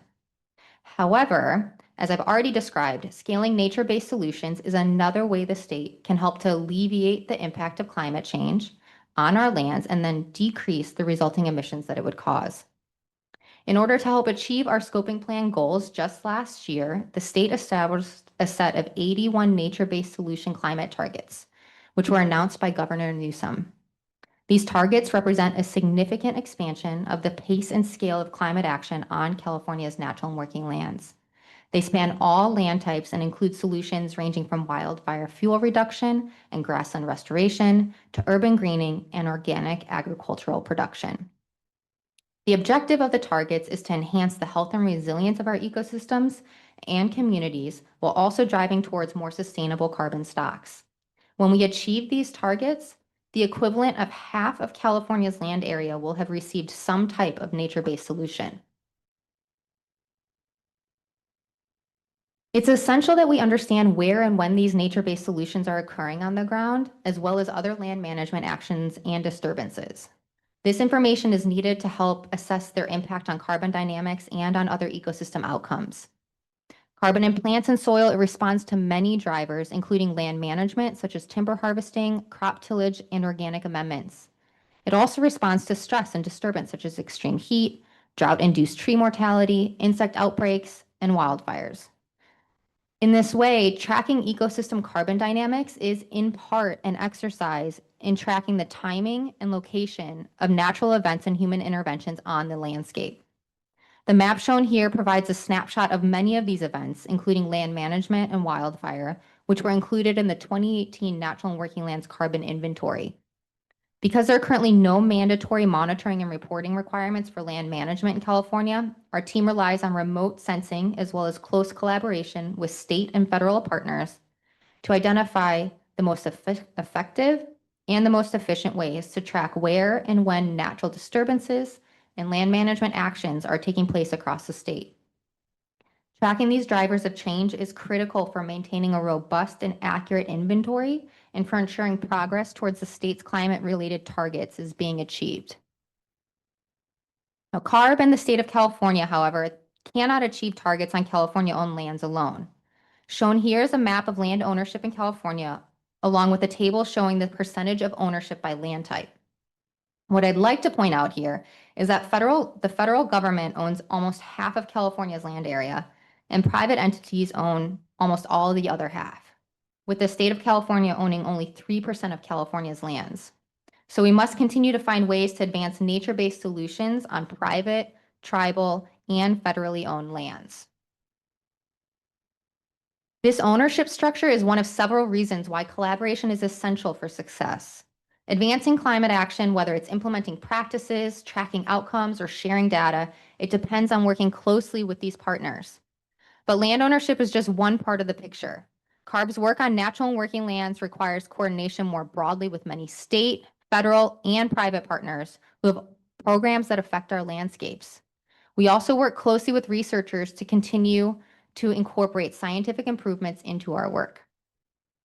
As one example, we're currently working closely with our state agency partners to continue improving the ways we track nature-based solutions, as well as quantify the effects they have on carbon and other outcomes statewide and at regional scales. Beyond the technical work to assess carbon changes, CARB helps develop and support policies that enable implementation on natural and working lands. Our work to support cap and trade auction proceed investments, the offsets protocols, the low carbon fuels program, and prescribed burning are just a few examples. This coordination and collaboration across all areas of work is critically important and is what makes meaningful progress on natural and working lands possible. To close, California's natural and working lands play a vital role in reaching our carbon neutrality goals. Nature-based climate solutions will be essential to limit carbon losses on these lands to no more than 4% between 2014 and 2045. And because these landscapes are highly dynamic and constantly changing, we need cutting-edge science and technology to track trends, measure co-benefits, and understand trade-offs with other ecosystem services. To help meet this challenge, CARB was able to expand its internal expertise over the past year, positioning the agency to continue leading in carbon monitoring and natural and working lands climate science. And throughout all of this, collaboration remains at the center, helping to link science, policy, and action through strong partnership across agencies and sectors. I'll now hand it over to Virginia Jameson, Deputy Secretary of Climate and Working Lands at the California Department of Food and Agriculture, to provide some additional remarks. Thank you, Dr. Carey, and good morning, members of the board. Thank you for the opportunity to be here today and talk about how we are implementing nature-based solutions at CDFA. I'd like to thank the CARB staff. They are wonderful to collaborate with, and we are really proud to be part of these efforts. So nature-based solutions are vital in agriculture as we continue to experience increasingly severe impacts of climate change that have real consequences for our food system. Nature-based solutions, or healthy soils practices in the cropland and grazing land contexts, provide climate resilience benefits that help keep our lands producing the food that our state and nation depend on. California produces the vast majority of the nutritious specialty crops in the nation and produces them with extremely high environmental and labor standards. CDFA has been working on nature-based solutions for several years and was given authority to do so by the Canela Environmental Farming Act of 1995, which requires CDFA to oversee environmental farming programs to provide incentives to farmers whose practices promote the well-being of ecosystems, air quality, and wildlife and their habitat. An example of that is our Healthy Soils program, which was established in 2017 and which has been supported by California Climate Investments and general funds for most years since then, and will be supported by Prop 4 over the next couple of years. The bulk of the funding goes to incentives for farmers and ranchers to implement new practices on their farms and ranches. So far, the state has invested about $205 million for practices on over 200,000 acres. Our last round of funding was distributed as block grants, and as some of our grantees are still enrolling producers, we don't have an exact acreage for you yet, but more to come. At least 5% of each appropriation of that program goes to technical assistance, which helps to de-risk new practice adoption by producers. There have also been a number of one-time appropriations that have supported nature-based solutions in agriculture.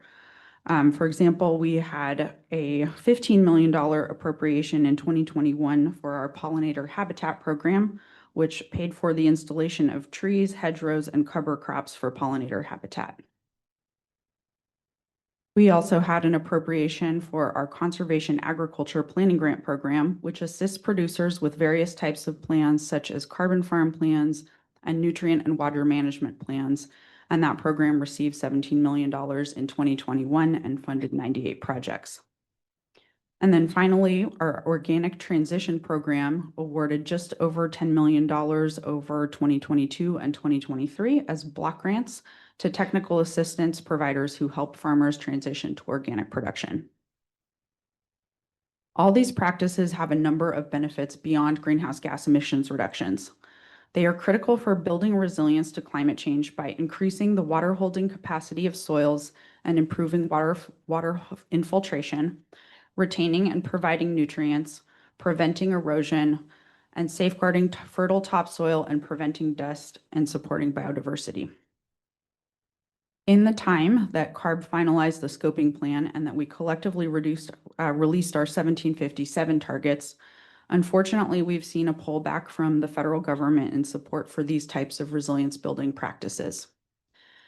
For example, the Natural Resources Conservation Service provided some cost sharing for soil conservation practices through the Environmental Quality Incentive Program since 1996, and funding for those primarily comes from the Farm Bill.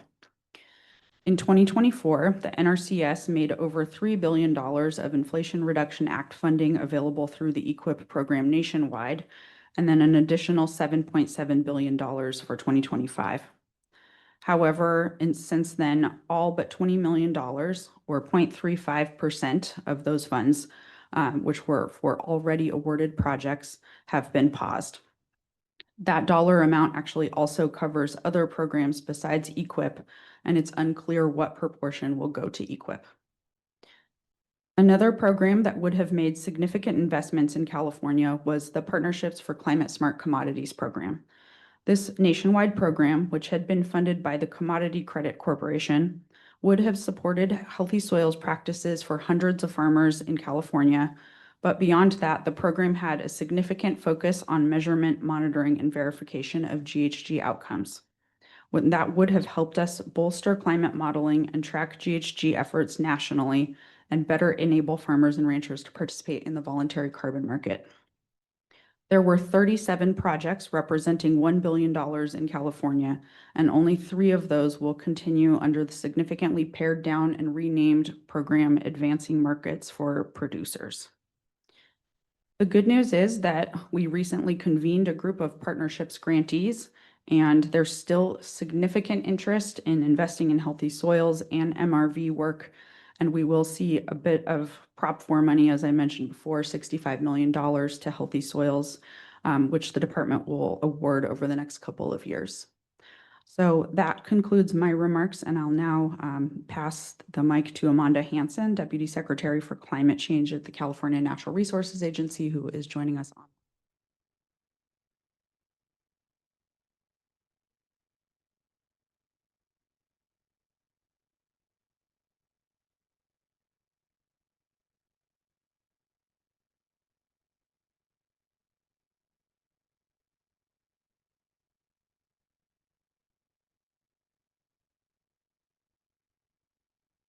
Thank you, Virginia. Can you hear me? Okay, great. Thank you so much, Virginia. Hi, everyone. My name is Amanda Hansen, and I serve as the Deputy Secretary for Climate Change at the California Natural Resources Agency. Our mission is to help all Californians and nature thrive together. Over the last 6 years, a key area of focus for our agency has been answering the governor's call in Executive Order N8220 to elevate the role of lands in achieving California's climate goals. We've done this work in very close collaboration with other state agencies, the scientific community, land managers, California Native American tribes, non-governmental organizations and nonprofits, an expert advisory committee, and many more partners across the state and around the world. Just a few points of progress for California's nature-based solutions climate agenda since then is we released the first climate strategy for California's land sector, which Chelsea mentioned in her presentation. We integrated this strategy into the scoping plan as well as our state adaptation strategy. We've invested approximately $9.3 billion since 2020 to accelerate our nature-based solutions agenda. And we built partnerships with nature-based solution leaders from around the world, including China, Australia, Canada, and South Africa. We've also, as mentioned by others, implemented key portions of Assembly Bill 1757, including the release of California's first nature-based solution climate targets last year. A few areas of current focus for the Resources Agency.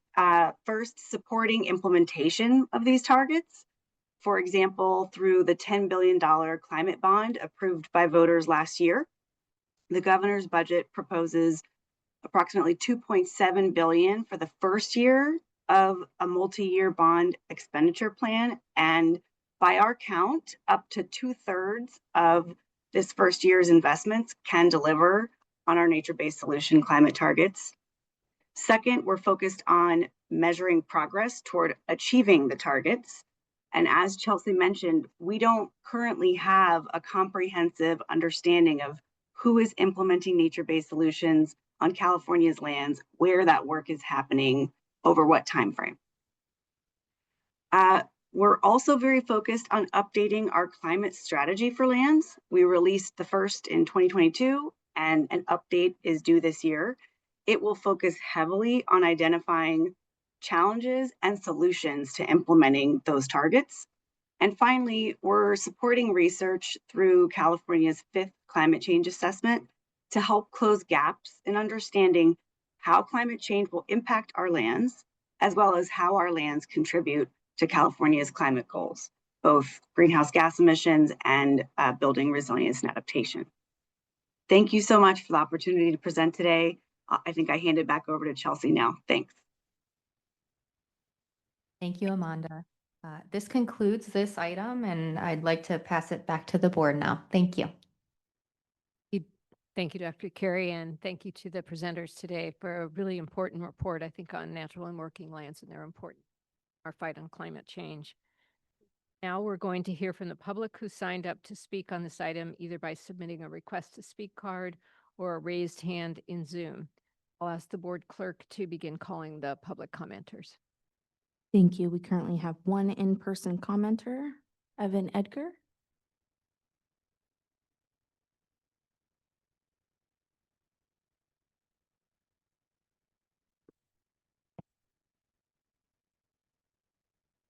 Good morning, board members. My name is Evan Edgar. I'm the engineer for the California Compost Coalition.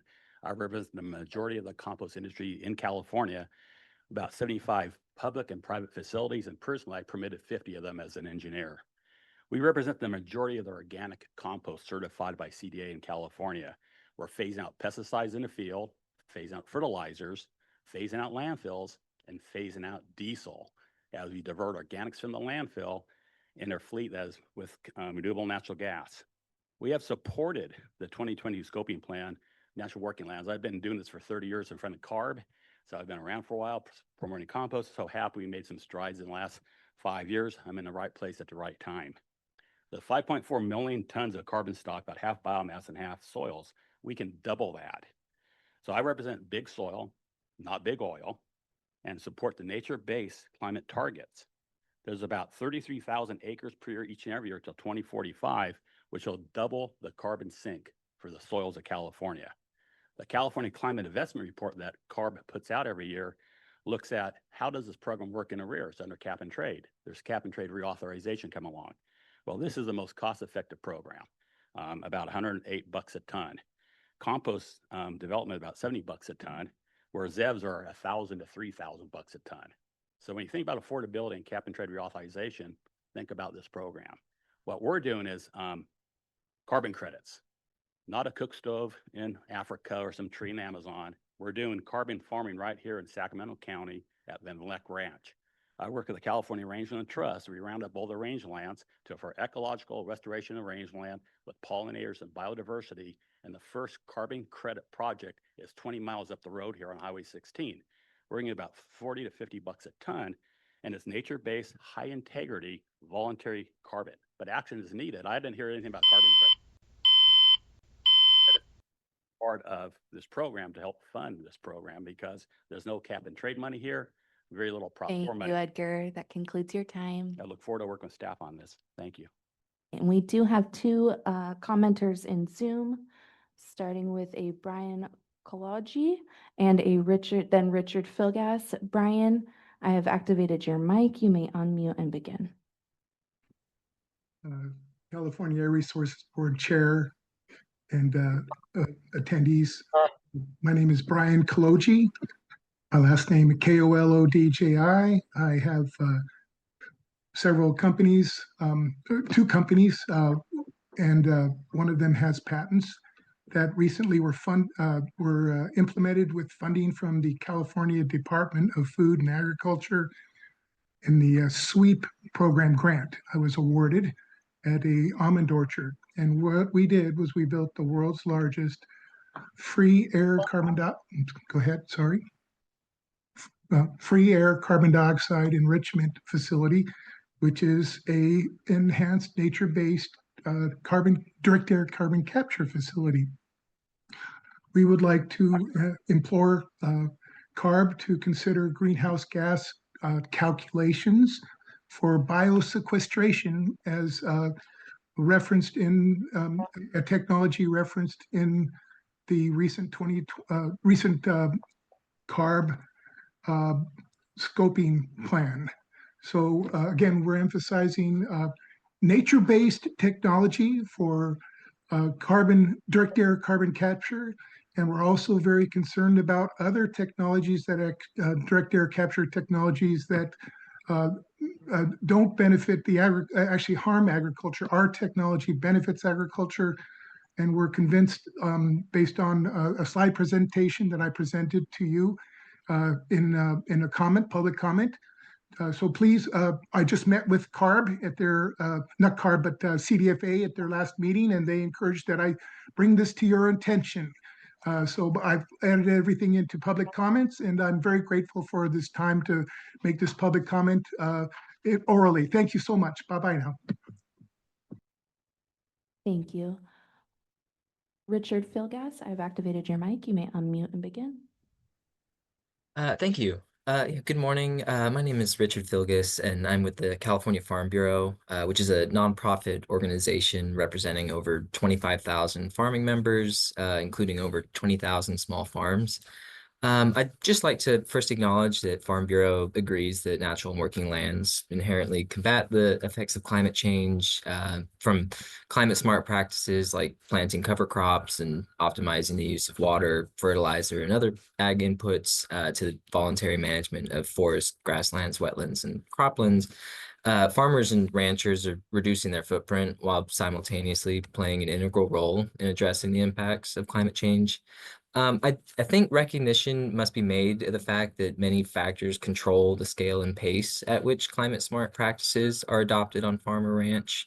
And in a risk-laden industry like ag, where so many factors are uncontrolled, including drought, weather, market, pests, and labor shortages, change is and will continue to be endemic to the natural and working land sector. In relation to the organic acreage targets present in the nature-based solutions climate targets, we'd like to reiterate that we support organic production. In fact, a large portion of our members are certified organic producers.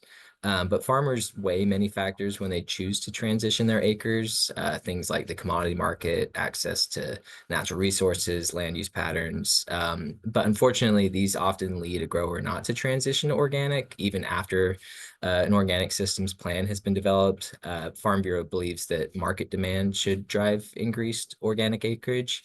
But in conclusion, just for the conservation values of working lands to be realized long term, their working value must first be sustained, and any policies and regs must fit within the technological and business capacity of farming operations. Thank you. Thank you, and that concludes for this item. Thank you. Staff, are there any issues that you wanted to address? No, Acting Chair Takvorian.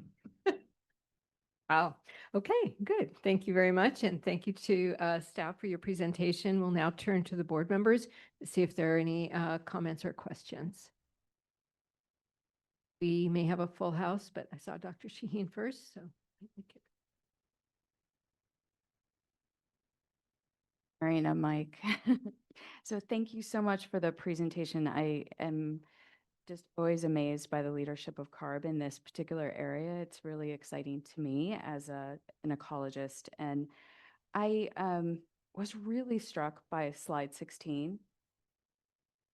Shows how much of the land is owned by the federal government. So like 48% of the land. And I wanted to just dig into this a little bit. So one of the higher distributions is in the area of shrublands, followed by other lands, which I'm not quite sure what that encompasses because those are very large percent distributions. But I was just curious, I got the impression from the presentation that we don't have a lot of control over those lands at all.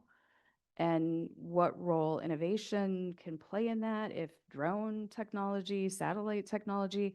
I know CARB leads with science and innovation. So just really curious because this is 48% of the lands. So I'd love to hear your thoughts. Thanks, Board Member Shaheen Mapotil with the Industrial Strategies Division. I think I'm going to pass to Dr. Adam Moreno to answer the questions about how we track and assess changes in carbon stocks on federal lands. And then if our partners, Amanda Hansen and Virginia Jameson, want to answer any questions about strategies and working with the federal government, I'm welcome to jump in as well. So Dr. Moreno. Hi, yeah, I'm Adam Moreno. I'm the manager of the nature-based strategy section. And so to monitor changes on lands that we don't control, we use a number of factors kind of highlighted in our presentation. So that's remote sensing for sure, but then also close collaboration with other federal agencies. So for example, the U.S. Forest Service, who owns the majority of forests, they do track their activity currently. However, that's also dependent on NEPA, the National Environmental Protection Act. So if action requires a NEPA decision, then it gets tracked. And if it doesn't, then it doesn't get tracked. And so then we have to rely on other means like remote sensing to get it. And so changes to NEPA will also affect our ability to track land management activity on federal lands.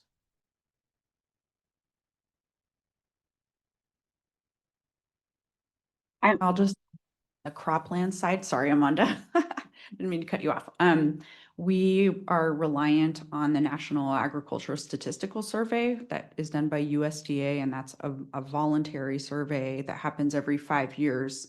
And so it really only asks farmers about a couple practices, cover crops and compost application. So it is an area where we don't have a lot of information for agriculture across the state, except where we've actually funded projects. And I'll just quickly add to that to say that at the Resources Agency, we've worked really closely with federal land managers over the years and built strong relationships. As mentioned, as you mentioned, they're the largest landowner in the state. And we are really very concerned about the impacts of staffing and budget cuts to our work in this space. So we're monitoring it very closely and are quite worried about what the implications will be for our work to build the health and resilience of our lands. And Board Member Shaheen, this is Rajinder Sahota, Deputy Executive Officer.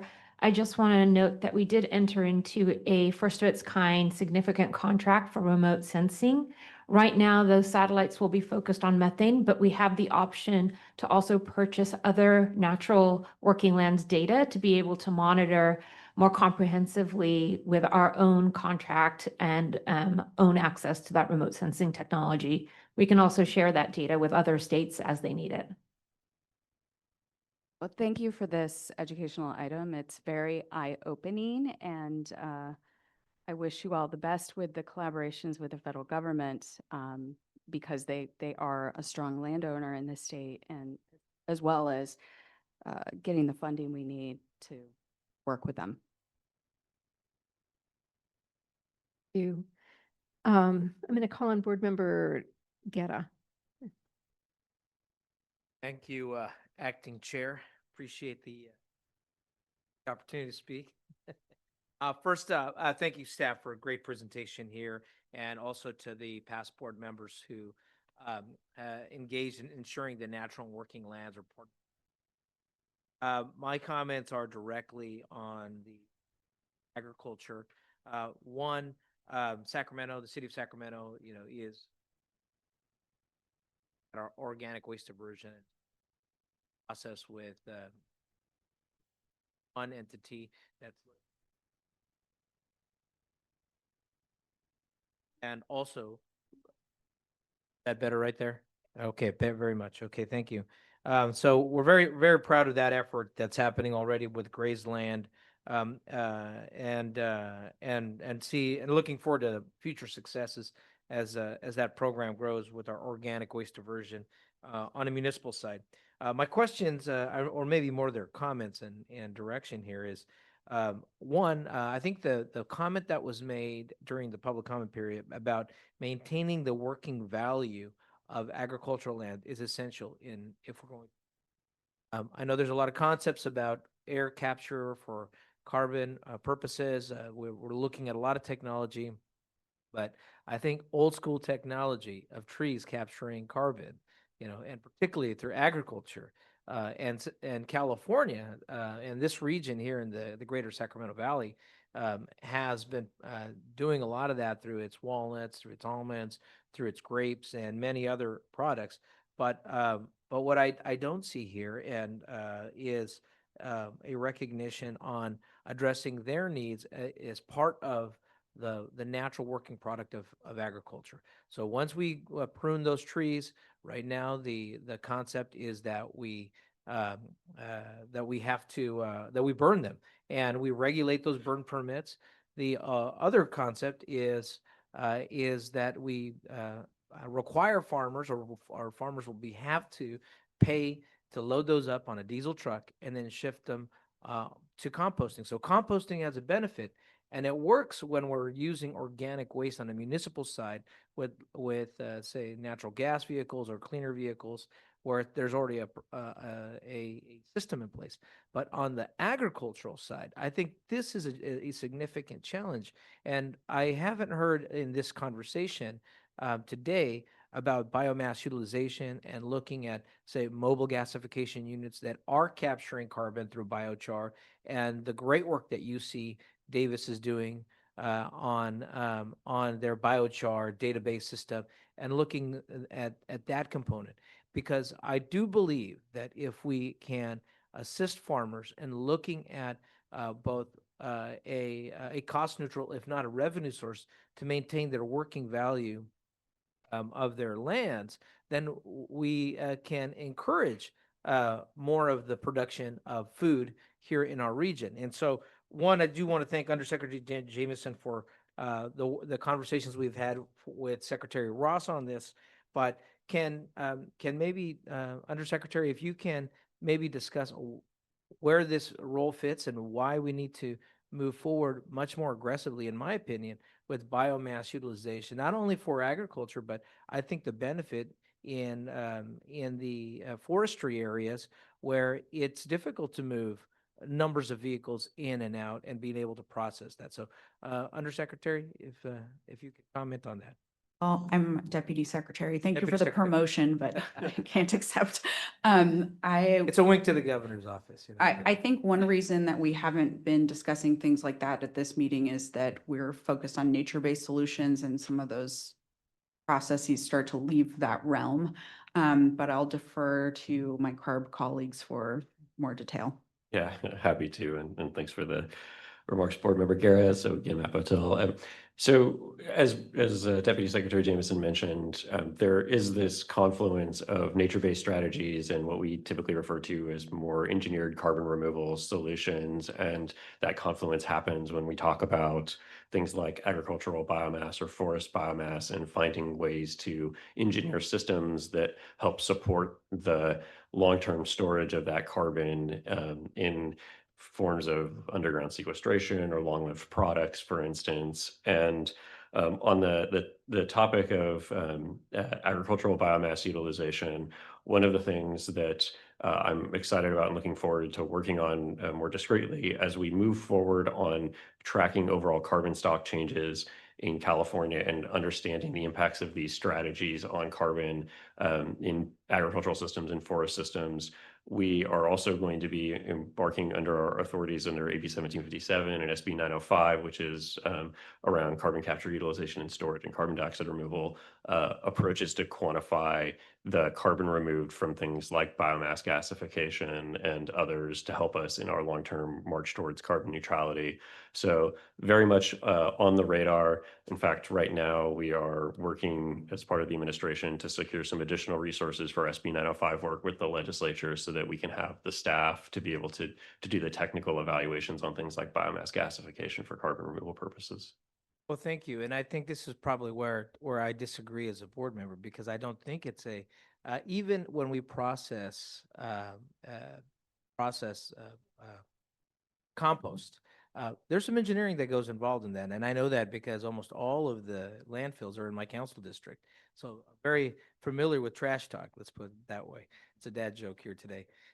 But the point here is that in fact, when we are looking at, and I want to thank the good work of the Sacramento Basin Y Air Pollution Control Council, we'll just use BCC for short, is that the biochar going back into the soils and managing the soils, I think is a direct nature-based solution, because looking at maintaining the success of those soils as part of that process. So I would argue, and if you say that that's on the edge, I would say it's right inside the scope of what we're trying to do, is manage our working lands and making sure that our working lands maintain healthy standards. And there are different ways, through composting, but also through additives like biochar that maintain the quality of that soil. So I'll leave those, Acting Chair, as my comments, and my directive, or at least as one board member, is to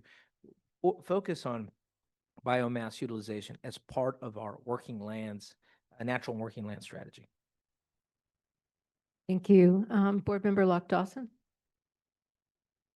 Thank you, and great report. I love natural lands management. That's my background, so it's really interesting to me. I have a couple questions, though, so I want to better understand the work. I understand, it's a balance of, the entire calculus involves sequestration and also emissions, right? And how we balance that out. But two questions. On the slide on page 6, we've got a data point from 2022, and then it's extrapolated out to what our targets are for 2045.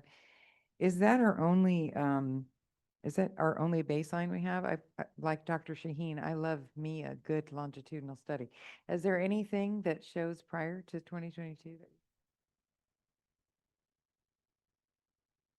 Happy to take that one, and maybe my boss sitting in front of me will also want to add into this. So the slide 6 is slide 6 is an extract from the 2022 scoping plan update that we brought in front of this board a couple of years ago. And it shows the 2022 emissions and then the 2045 emissions. We have thousands of pages of data in analysis that back up the existing emissions as well as our projections going forward on what those emissions could be under our carbon neutrality scenario. So yes, I'm happy to really dig in with you separately if you'd like on kind of all of our past emissions performance as well as our projections going forward in the intervening years that we have. Would love to see that. Mayor Dawson? Yeah. I'll just add that every 5 years when we update the scoping plan, we get to go through all of these analyses again. And if there's new tools and data available, we incorporate those into this. Because of the complexity of a system like a biological system across all the natural working lands, there's still a lot we don't know and a lot we can't model because of the complexity, but we're trying to do better in every scoping plan. It's really easy. It's much easier relative to natural working lands to think about the fossil energy and manufacturing sectors because you can put a meter on a smokestack and figure out what's going on. So what you see on slide 6 is really focused on that AB 32 inventory. And this was the first time we paired in natural working lands as a separate component, but showing that both of them play a role when we think about the new targets for 2045. So a lot more work to do, and we're really excited that the team behind me here has so many excited people to work in this space. I'm just excited that you're trying to quantify it. I mean, this is, very, very cool to see. And I guess that sort of to Mr. Guerra's point,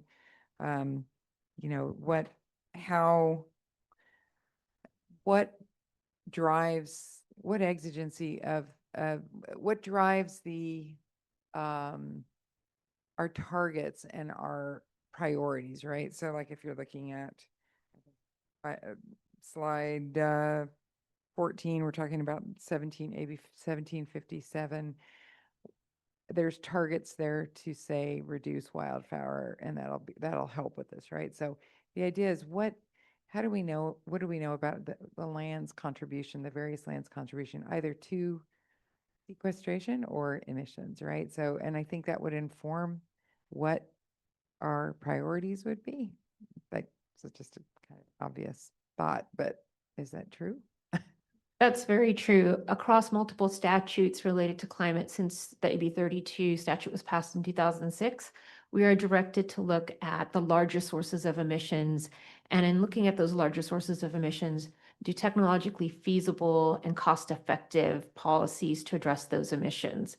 And so you saw the slide with all the targets for the different working land types. And within those are going to be embedded very discrete actions, whether it's drip irrigation or sustainable management or other kinds of policies on those different landscapes. Every single one of those is looked at from that lens of how much can we reduce if we deploy this policy on this landscape, and what is the net benefit in terms of reductions that we get. As Dr. Cliff had said, when we look at every one of these policies across state agencies, we have to look at things like, what are the benefits to the air quality, benefits to the environment, what are the job benefits, what are the other benefits and costs related to taking that action, and what is the cost if we don't take that action? Because there are new data emerging, even from the fires earlier this year in Southern California, about the billions and billions of dollars, hundreds of billions of dollars worth of damage. And if we don't get some of these sources under control, we're going to see those other values of inaction continue to increase for consumers. Yeah, thank you. And I do say they're one of my favorite books. It's an old one, but a good one. It's called Nature Services, and it's all about quantifying how much money nature's give us and how much we save. So anyway, I appreciate that. Thank you so much. And Board Member Hopkins. Thank you so much. A couple quick comments. Number one, I totally want a big soil, not big oil bumper sticker. That's the best slogan I've heard all day. And number two, I know there's often a kind of tension between urban California and rural California, and I am so proud to serve on a board with urban colleagues sitting next to me who are speaking up for natural board members Thank you to board members Dawson and Guerra for their remarks, and I agree wholeheartedly with them. Couple questions for staff. When we're looking at forest-based carbon sequestration, I'm wondering if we have data by ecosystem type about both sequestration and emissions. So looking at the type of forest. Hi, yeah. Thanks for the question. So we could technically pull that sort of information out, but that's not an exercise that we've done. So that's not information that's currently available. I will say that how we do this is actually by tracking stocks specifically and not tracking all of the emissions individually. We do that for some sources of emissions like wildfire specifically, and our modeling can get to like gross net primary production, so the amount of carbon that goes into biomass. However, this is to say we can't currently pull out all emissions from lands because we track specifically stocks, which is the net change from sequestration emissions. And I'll add too that one of the introductory slides, I think it was the second one, shows the different landscapes that we're tracking the ecosystem carbon across. And there is some kind of fluidity between these landscapes. And so even just drawing those boundaries can be a little challenging. But the team works really hard to pull in as many data sources and different modeling efforts to be able to say, okay, across each of these landscapes, what are the carbon stocks within them and how are they changing over time? And as we move forward into future scoping plans, we certainly expect that our ability to kind of project forward the impacts that climate change and land management action will have on those carbon stocks will improve, and we'll get more granular information at different regional and local scales associated with how lands will adjust and adapt to climate change and our actions. Seems like it would be really helpful to have the data, broken out certainly by forest type, because then we can actually utilize that to prioritize the higher sequestering, areas, and then also track the changes over time. Because as we do see climate change, as we see, fire regimes also alter landscapes. Sometimes, for instance, you'll go from an oak woodland to a chaparral, or maybe there is, a decrease in kind of the prevalence of our coastal redwood forest ecosystems. One thing that I just wanted to flag for a potential follow-up is I know that Save the Redwoods League, who is actually just across town over at the Natural Resources building, asking for $8 million to conserve 1,500 acres of redwood forest in my district, so very much on point, has actually done some work with Humboldt State regarding carbon sequestration capacity in redwood forest. And they actually have in situ measurements taking place throughout the state. So if you're not aware of that program, I would love to put you in touch with their new science director, because it's very exciting and I think it can help prioritize conservation efforts. The next question is about the big soil, not big oil, which is who gets credit for compost? I'm familiar with the Advanced Manure Management Program, which has been very successful in North Coast dairies. But my understanding is that the farmers kind of get credit for the program gets credit for the methane emissions reductions, but not for the subsequent application of compost onto working lands. And we do know that, working lands, right, you're actually sequestering more carbon in the soil in addition to actually decreasing water use, because you actually have a greater, kind of water content, ability to hold the water in the soil, which is great for drought resilience. So do we have data and can we capture that, which then I think also would help us advocate for funding for that and something like GGRF? That's a good question. I'm not exactly sure how that works out in our various quantification methodologies for, say, our AMP program, which has received GGRF funding.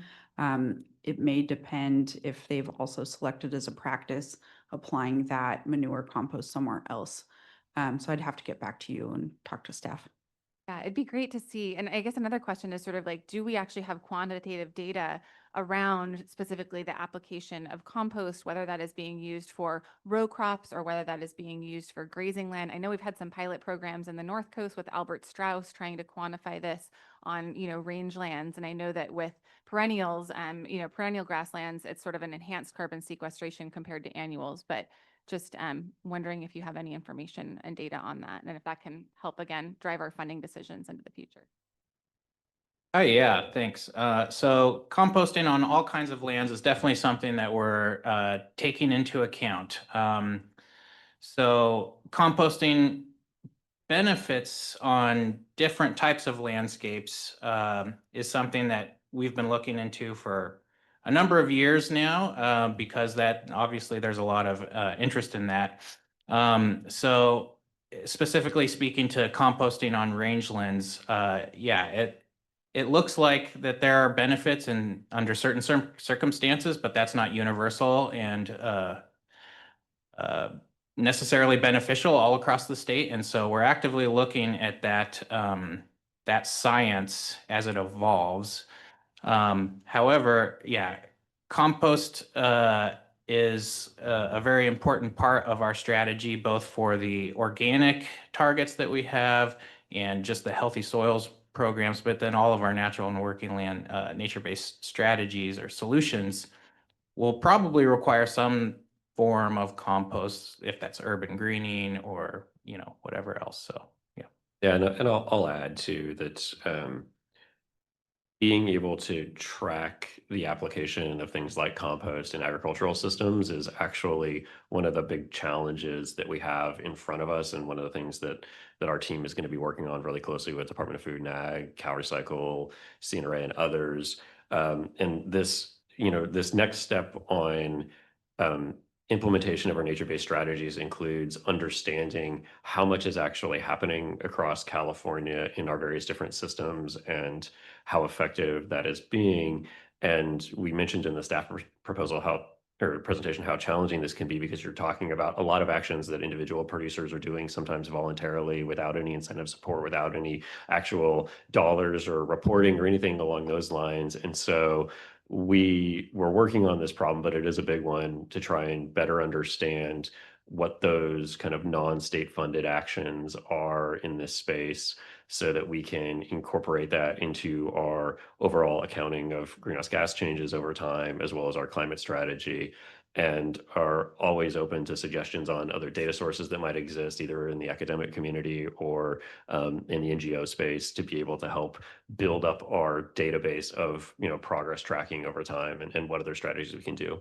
The only other thing that I will mention is that we did get a decent push here from the legislature in 2022 with the adoption of AB 1757, which gives legislative requirements for us to work hand in hand with CNRA and CDFA and others on tracking these outcomes. And so we're in that process right now of working with them on creating methods for tracking statewide outcomes of actions like compost application, and trying to do this data assessment now. So very much on the forefront, and something that we're working on over the next couple of years. So much. And, you know, just my final thought is we really cannot solve this without working just absolutely hand in hand with CDFA and natural resources, because, you know, it really has to be a whole systems perspective. And it would be great to think about how our board can also liaise more closely, you know, with those agencies, with our conservancies, with WCB. Are there ways in which, you know, we can partner and support their work as much as we can? Thank you. Board Member De La Toya. Thank you. This is great work. I get asked a lot about why are we I just I want to emphasize the work it took just to get here. For many years, timeline that's here wasn't mentioned in a scoping plan in 2017.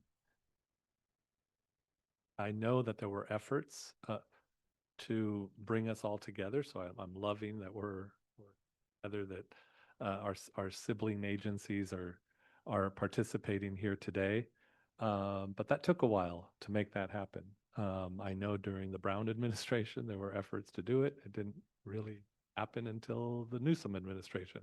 So we were able to come together as agencies and row in the same direction. And so we can't just snap our fingers. Obviously, there are these two other agencies that have major roles in this. And so it's important to understand that that process took a while. And then we established our first target until the most recent scoping plan. So that's why, that's the answer. And now that we have the authority, now that we have the collaboration of all three of us, now we can step on the gas or electricity and really speed up. So I just want to thank our two sibling agencies for being here with us today, for helping us to get to this point where we are all working together to make this happen. The people of California will be better for it. Thank you. Thank you. Dr. Tanya Checo-Warner.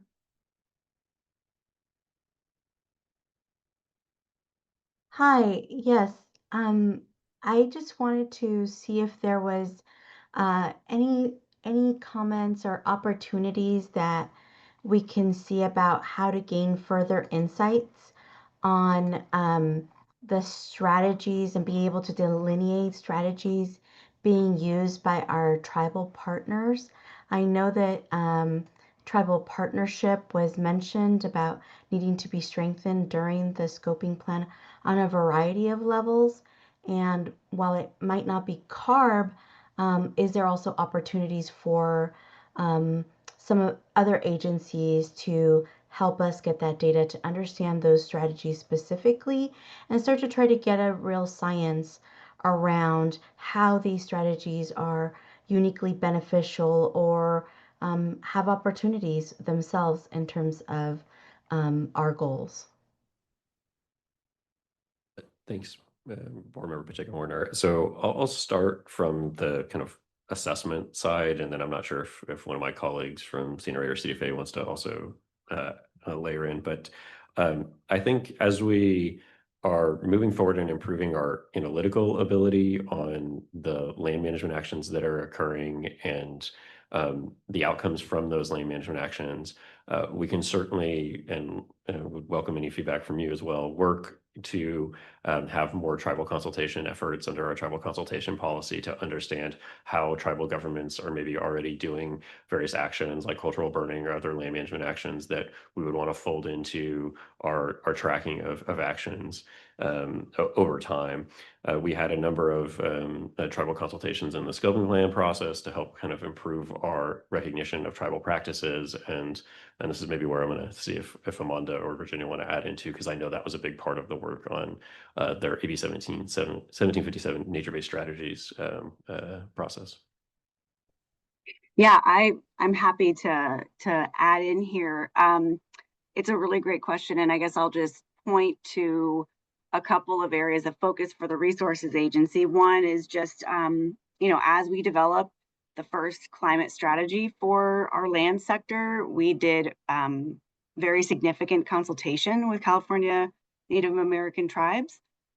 We also recognize very strongly and clearly that the ways in which tribes steward their land are 100% aligned with the goal of our nature-based solutions agenda, which is building the health and resilience of our lands. So I think it was I can't remember if it was last year's budget or the year before, but we created a new program, our Tribal Nature-Based Solutions Program, and plugged $100 million, which it's been wildly successful. There is another 10 million available through the climate bond that I mentioned earlier. So just to say that there's a lot of collaboration with tribes in our nature-based solutions agenda, and we're really grateful for it. Yeah, and just to clarify, so is that investment, are you also going to be gaining data and insights about those strategies that we could also think through more holistically as we think about those strategies and map them? Is there an opportunity to be able to delineate these are tribal strategies as well?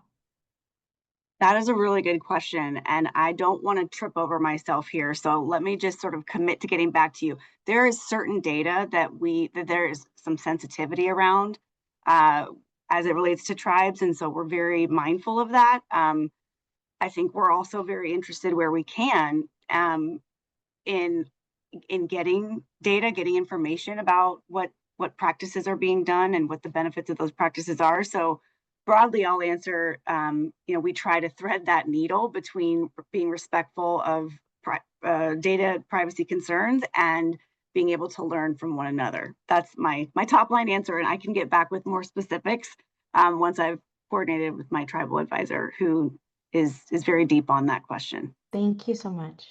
And board member, maybe I'll add to that, as an example of where we've been able to work collaboratively with tribes and collect data. So our forest offsets program does have a number of tribes that have participated in that program. There's over $1 billion in offset value that's been generated for tribes, and that is across the nation, but there are a number of tribes here in California that have also utilized that program for forest stewardship. And in that example, we have really detailed data of the forest management, the carbon stocks, and the overall greenhouse gas benefits of the program, because we were able to design a program as an agency that worked for the benefit of tribes, but also allowed us to have access to some of that data on their land management and forest carbon changes. So it's just an example of an area that we've been able to kind of work collaboratively and get that information. Thank you so much. Thank you. That's all my questions. Thank you. And last, I think, is Board Member Ortiz-Legg. Thank you, Madam Chair. Thank you so much for the report. You can tell that everybody's very interested in this topic. I mean, we do cover a lot of land space in California, so we have tons of opportunities. I would be remiss with not inviting you down to Cal Poly, San Luis Obispo, where our sustainability and farming group are working with the Carbon Cycle Institute on their carbon farm plan. And so maybe you've already been there, maybe you're already working, but I know that so much of their carbon farm plan, which looks at both range, crop, riparian, all the various types of lands, that into helping us create climate action plans. So I just wanted to put that invitation out. Thank you. Thank you very much. Okay, so we're going to close this item now. Thank you again to staff for a really important report, and one that I think will take us far in our climate change work, and to the board members for your great questions. So we are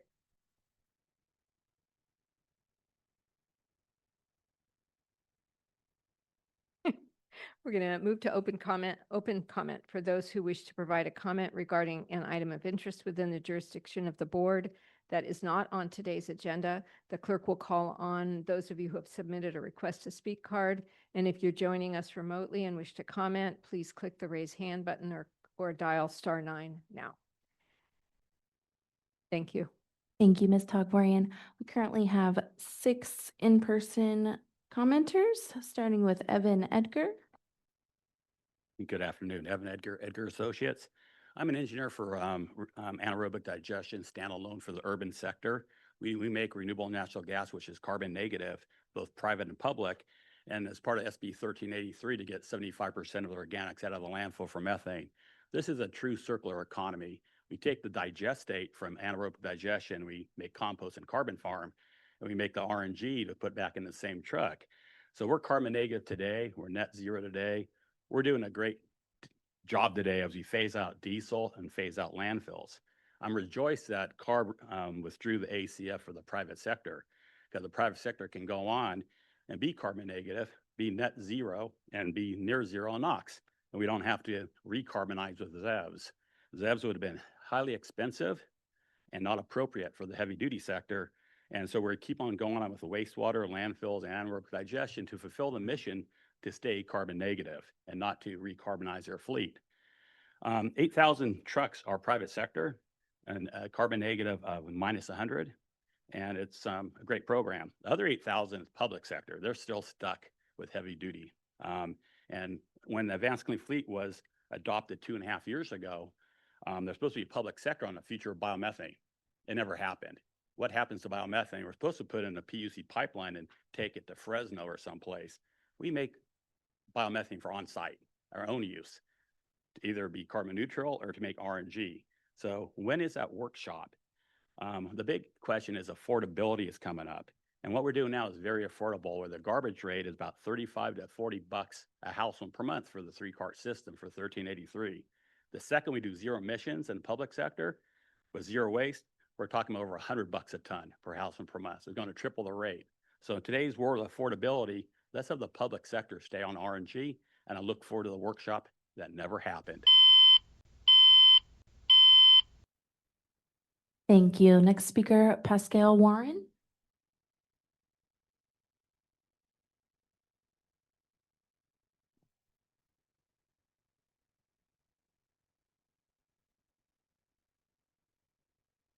Good morning, Chair Randolph and members of the board. My name is Pascal Warren, and I'm here on behalf of the Sac Metro Air District. First, I want to thank Councilmember Guerra, who's also one of our board members, for championing our Clean Cars for All program. The Sac Metro Air District has run the most comprehensive Clean Cars for All program in the state because we have built it around a culture of customer service. We offer mobility options beyond just rebates for electric vehicles. Our program includes home and public charging, electric bikes, car sharing, and transit. Soon, we will also be offering zero-emission motorcycles and even more flexible charging options. We believe this holistic model is key to achieving a new paradigm on mobility, one that is built on strong consumer protection measures and local partnerships. These partnerships make our Clean Cars for All program stand out. The relationship with our local utilities and transit, dealership, e-bike vendors, charging network providers, and numerous community-based organizations allow us to adapt Clean Cars for All to meet community needs and amplify impacts while removing barriers. Moving funds to CC4A and sustaining funding is absolutely necessary to build on these efforts and create a lasting shift to clean transportation solutions. The Sac Metro Air District has and will continue to collaborate with other program administrators to offer complementary services such as financing assistance and scale up benefits to our participants whenever possible. We believe that facilitating better integration between Sac Metro's CC4A and the statewide Driving Clean Assistant Program would ensure that our participants seamlessly access all services. Lastly, we believe the vehicle scrap requirement hinders participation. We note that the state has never asked of EV rebate recipients to scrap a vehicle, and that the statewide e-bike incentive program also lacks a scrapping component. Thus, Clean Cars for All should be no different. Thank you for the opportunity to make these remarks. Thank you. Vitaly Arnott.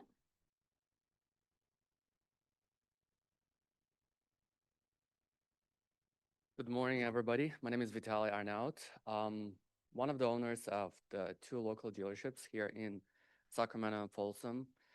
So one of the dealerships that we have is in South Sacramento. And I wanted to talk about Clean Cars for All program. We believe that it's a great program, especially for those that have low income and that live in disadvantaged areas. This program, we see the need for this program on an everyday basis. So at our dealership, we have at least 250 credit applications from the consumers that make less than $40,000 a year. And it's devastating to see that most of them don't qualify for a good electric vehicle. So they're forced to either buy a regular vehicle that is older and high miles, but they don't even have enough down payment. And a lot of times they have to go to, buy here, pay here places, and then you know how that goes. So I think there's a huge need for CC4A. And also there's another problem that we see with our program, that it takes way too long to get the customer approved, 60 to 90 days. That is absolutely unacceptable. It cannot work, because those customers, they work every day, their car breaks down, they need a car now, so they cannot even use that program. So we, as experts in that space at the dealership, we can get those customers pre-qualified within minutes. We use currently IRS Clean Energy Program, which is great help for our customers. And a lot of those customers that couldn't qualify for a vehicle, thanks to that program, do qualify. So we would like to offer, our help to maybe tweak the system so we can get those customers approved faster. Thank you.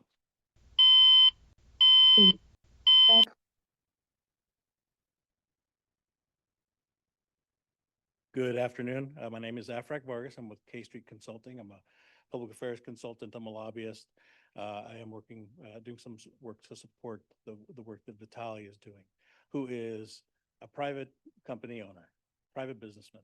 He's not the president of association. He wasn't recruited to be here. Heck, his stores aren't even yet part of the Clean Car for All program. He's looking forward to being an approved vendor this summer. And he's still looking to, one thing he didn't mention is to expand his business. So he is an expert in this demographic that qualifies. And given what is probably going to happen at the federal level with regards to that $4,000 EV credit, now is the time for you to respectfully continue this program, especially in these districts. These are, of course, identified for a reason, and Vitaly is making his business here. He is making this investment, and he is an expert in this demographic. And unfortunately, you know, about the 250 people that come to qualify to try to purchase a car, many in this demographic who this is the first time they've ever come to a dealership to purchase. They've never done things like organize their taxes and their employment records. And this is the first time they experience. So oftentimes they're working as kind of like financial planners, supporting, helping them organize and letting them know. So we really, really respectfully request that you continue this program, especially in light that the IRS credit is probably going to go away. There's going to be a lot of confusion in this area. And we would really like to work with you, with your staff. We'll work with the local air board to share Vitaly's vast experience in this area. And we respectfully request that you continue to fund this program. Thank you very much. Thank you. Richard Falcon.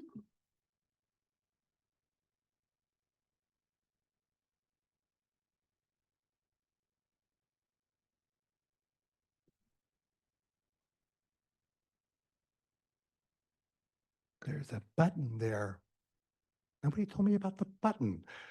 I'm here to advocate for CARB to move funds to the California Clean Cars for All program, and especially within the Sacramento Air Quality Management District, a pivotal initiative that not only addresses environmental concerns, but also promotes equity and public health. In Sacramento, since the program's inception, we witnessed tangible benefits. While the program faced challenges in meeting the participation goals, it has still facilitated the replacement of numerous high-polluting vehicles with cleaner alternatives. This transition has contributed to improved air quality and reduced greenhouse gas emissions in our community. Statewide, Clean Calls for All has 1,000 Californians with approximately 88 populations, low income and disadvantaged communities. Notably, the program has been effective in reaching Latino communities. For instance, I understand in the San Joaquin Valley, targeted outreach efforts have led to significant participation from Latino residents, demonstrating the program's capacity to serve the most impacted by transportation-related pollution. Furthermore, Clean Cars for All addresses multiple barriers to clean vehicle adoption. By offering incentives, the program makes zero-emission vehicles accessible to families who might otherwise find them financially out of reach. It also provides support for home charging infrastructure or prepaid charging cards, ensuring that participants can effectively utilize new vehicles. In conclusion, Clean Cars for All is more than an environmental program. It is a catalyst for social equity, economic relief, public health improvement. Continued investment in Clean Cars for All is essential to ensure that all Californians, regardless of income or background, can participate and benefit from our state's transition to a cleaner, more sustainable transportation future. Thank you for your time. Thank you. Kimberly Burr. Hi, thank you. My name is Kimberly, and I'm from Sonoma County, and I want to just thank you all for your very important work. I really, really support all the stuff that you're doing. My concern is climate change, and I'm familiar with the International Panel on Climate Change's recommendations. They basically call out that not only do we have to reduce global emissions, we have to sequester huge, vast amounts of CO2 and other greenhouse gases. And they also call out their amazing cadre of scientists that pointed out that trees are so important to the equation. And so they've actually said that we should be saving all our forest and growing more. So I feel like that there, maybe we could put a lot more emphasis on that in the work that we're doing at the state level. The analysis that I've seen, and I'm not a scientist, so I probably got it wrong in some ways, but doesn't account for all the other, the inputs of removing trees. There's a lot of inputs that go into logging and thinning and fuel reduction. And so I would encourage that these equations look beyond just an aerial view, but actually look at, what are some of the other contributions to the climate problem that come from big logging projects. And I know the federal government owns a lot of our acres of forest, but private ownership in California is 40 million acres of forest is in private ownership. And that is something the state has some say over and can incentivize, the growing of these forests. So I encourage you guys to say, but thank you all for listening, and thank you. I'm sorry you had to stay late, but thank you all. Thank you. We currently have 3 commenters with their hands raised in Zoom, starting with Brian Kaloji, Thomas Becker, and Kathy Sechu. Brian, I have activated your mic. You may unmute and begin. I hope you can hear me. My name again is Brian Kaloji. I'm with Kaloji Corporation, and I have 7 enhanced nature-based direct air capture patents, and we have built these facilities, 3 facilities in Kern County, California, almond orchards, where we're showing a great success. University of California and USDA published articles in Agronomy Society of America, where our target is to capture 10 tons of CO2 per year per acre, and with 1 million acres of almond crop, we're targeting hopefully capture of 10 million tons a year, which is exceeding the governor's target for carbon capture using trees by enhancing the biosphere of crops. And we, again, are looking for CARB to lead the way by allowing greenhouse gas capture with biosequestration using crops, by using and supporting enhanced nature-based technology as promoted by USDOE after 40 years of research showing this data, and USDA publications by Dr. Bruce Kimball. So I will send my comments in writing, again with copious backup documents, and hoping that greenhouse gas capture and the permanence of it is allowed with CARB's greenhouse gas calculators. Currently, we actually were funded by CARB, not CARB, but by California Department of Food and Agriculture, and we're looking for additional funding, and we need the support by CARB and biosequestration as promoted in their scoping plan. Again, thank you for your time and for listening. Brian Kaloji with Kaloji Corp. Bye-bye. Thank you. Thomas Becker, I have activated your mic. You may unmute. Hi, can you hear me? Hello? Yeah, okay.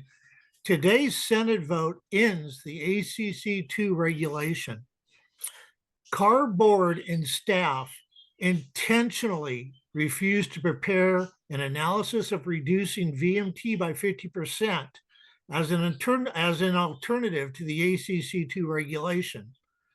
Reducing VMT by 50% from 2014 baseline would achieve a greater result than what the ACC2 would have achieved. CARB appears to have violated CEQA by intentionally refusing to analyze alternatives to the ACC. It appears CARB board and staff intentionally refused to prepare analysis of alternatives for the purpose of obstructing alternatives from being considered. This appears to have been done to thwart any challenge to the ACC2 regulation. In short, there are alternatives to the ACC2 regulation, it appears CARB thwarted the study of those alternatives to protect CARB's pet project. And I certainly hope that this issue is presented to the Federal Department of Justice so your activities in thwarting alternatives can be investigated, because I believe not only did it violate CEQA, it violated NEPA, and it appears to have been done in order to basically obstruct alternatives to ACC2 from being even looked at. And then the whole thing was submitted to EPA containing what appears to be false and misleading information. Thank you very much. Thank you. Kathy Seichu, I have activated your mic. You may unmute and begin. Good afternoon, CARB board members and staff. My name is Kathy C. Chu with Valley Vision. Valley Vision is a civic leadership organization working towards livability and economic well-being for all residents in the greater Sacramento region. On behalf of Valley Vision, we express our support for continued funding and enhanced effectiveness of the established Clean Cars for All program in Sacramento. As implemented in the Sacramento region, Clean Cars for All is currently the most comprehensive program, offering various clean mobility options. Driving Clean Assistance Program has similar goals and provides Clean Cars for All administration in areas surrounding Sacramento County, but also financing assistance, which provides a no scrap option and low interest rate statewide, including within Sacramento County. Currently, program participants in Sacramento County who would like financial assistance need to enroll in both programs. It is currently difficult for applicants to navigate both programs, especially since Clean Cars for All grants have liquidation deadlines and securing equitable financing may take months. We also have seen that vehicle scrap requirements are a barrier to program participation. For these reasons, we urge CARB to consider adding flexible liquidation and expenditure deadlines for participants pursuing the two programs to allow sufficient time to complete both. We also ask that CARB facilitate information sharing and aligning eligibility requirements between both programs so participants can seamlessly access all of the services CARB is funding. We ask that CARB work with the legislature to ensure consistent funding for both of these programs into the future and to avoid any lapse in operation. This will help yield widespread adoption of clean mobility options in all of our communities. Thank you for the opportunity to comment. Thank you, Kathy. And that concludes our commenters for open comment.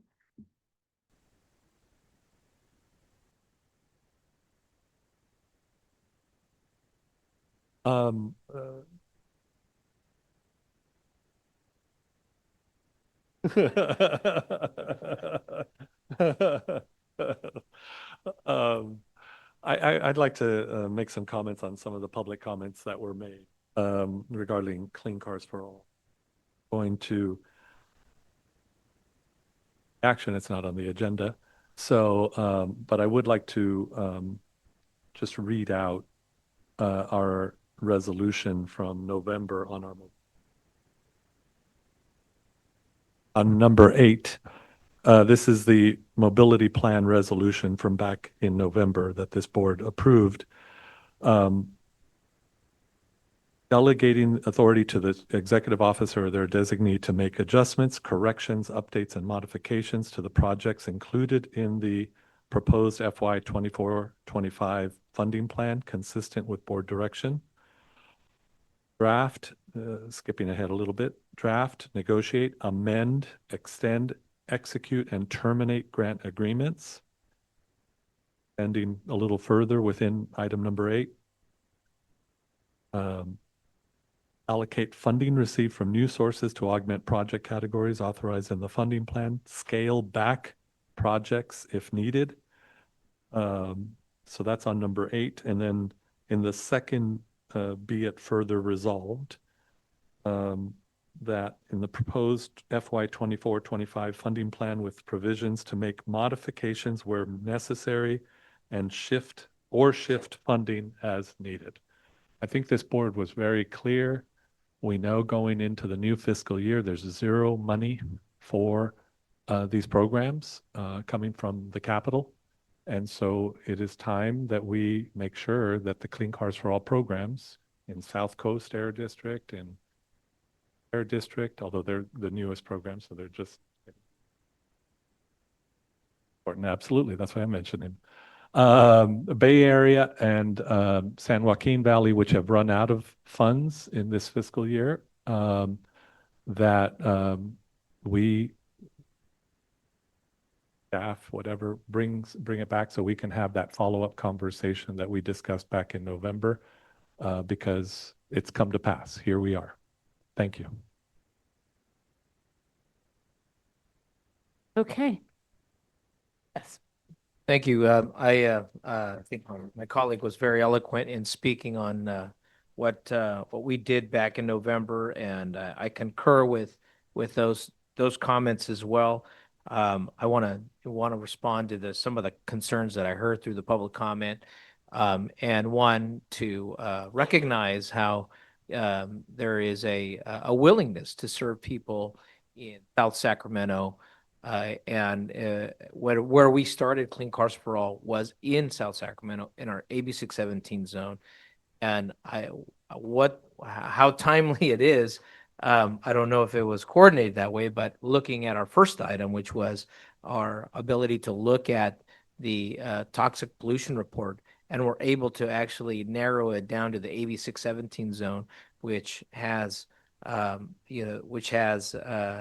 cancer rates and the risk of cancer rates. And so to me, this is the fact that we had Valley Vision and the Clean Air Partnership of Sacramento submit a letter to me today about this issue of Clean Cars for All and its funding and the conflicting of programs.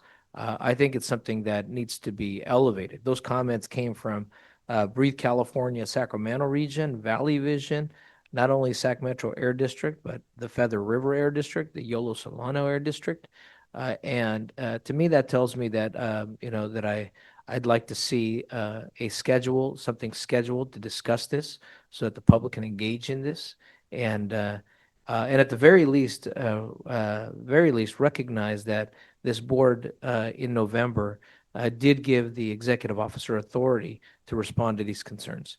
So I want to make sure that's identified, and I want to thank all the constituents of the Sacramento Valley that came in to speak during public comment on that issue.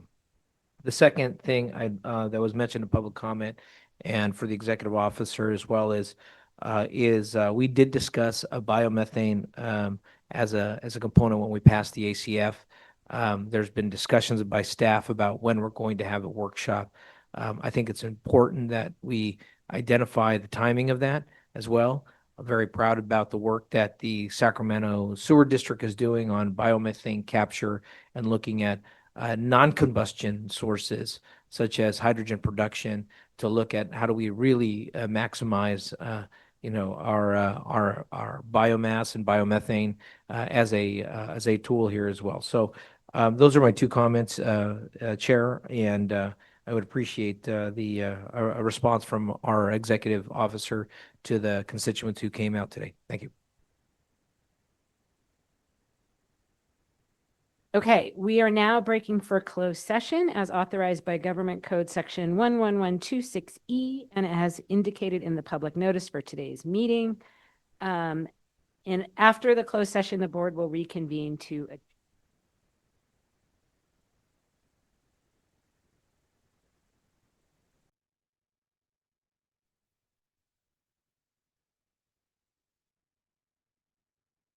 The board has concluded its closed session. No reportable action was taken, and this meeting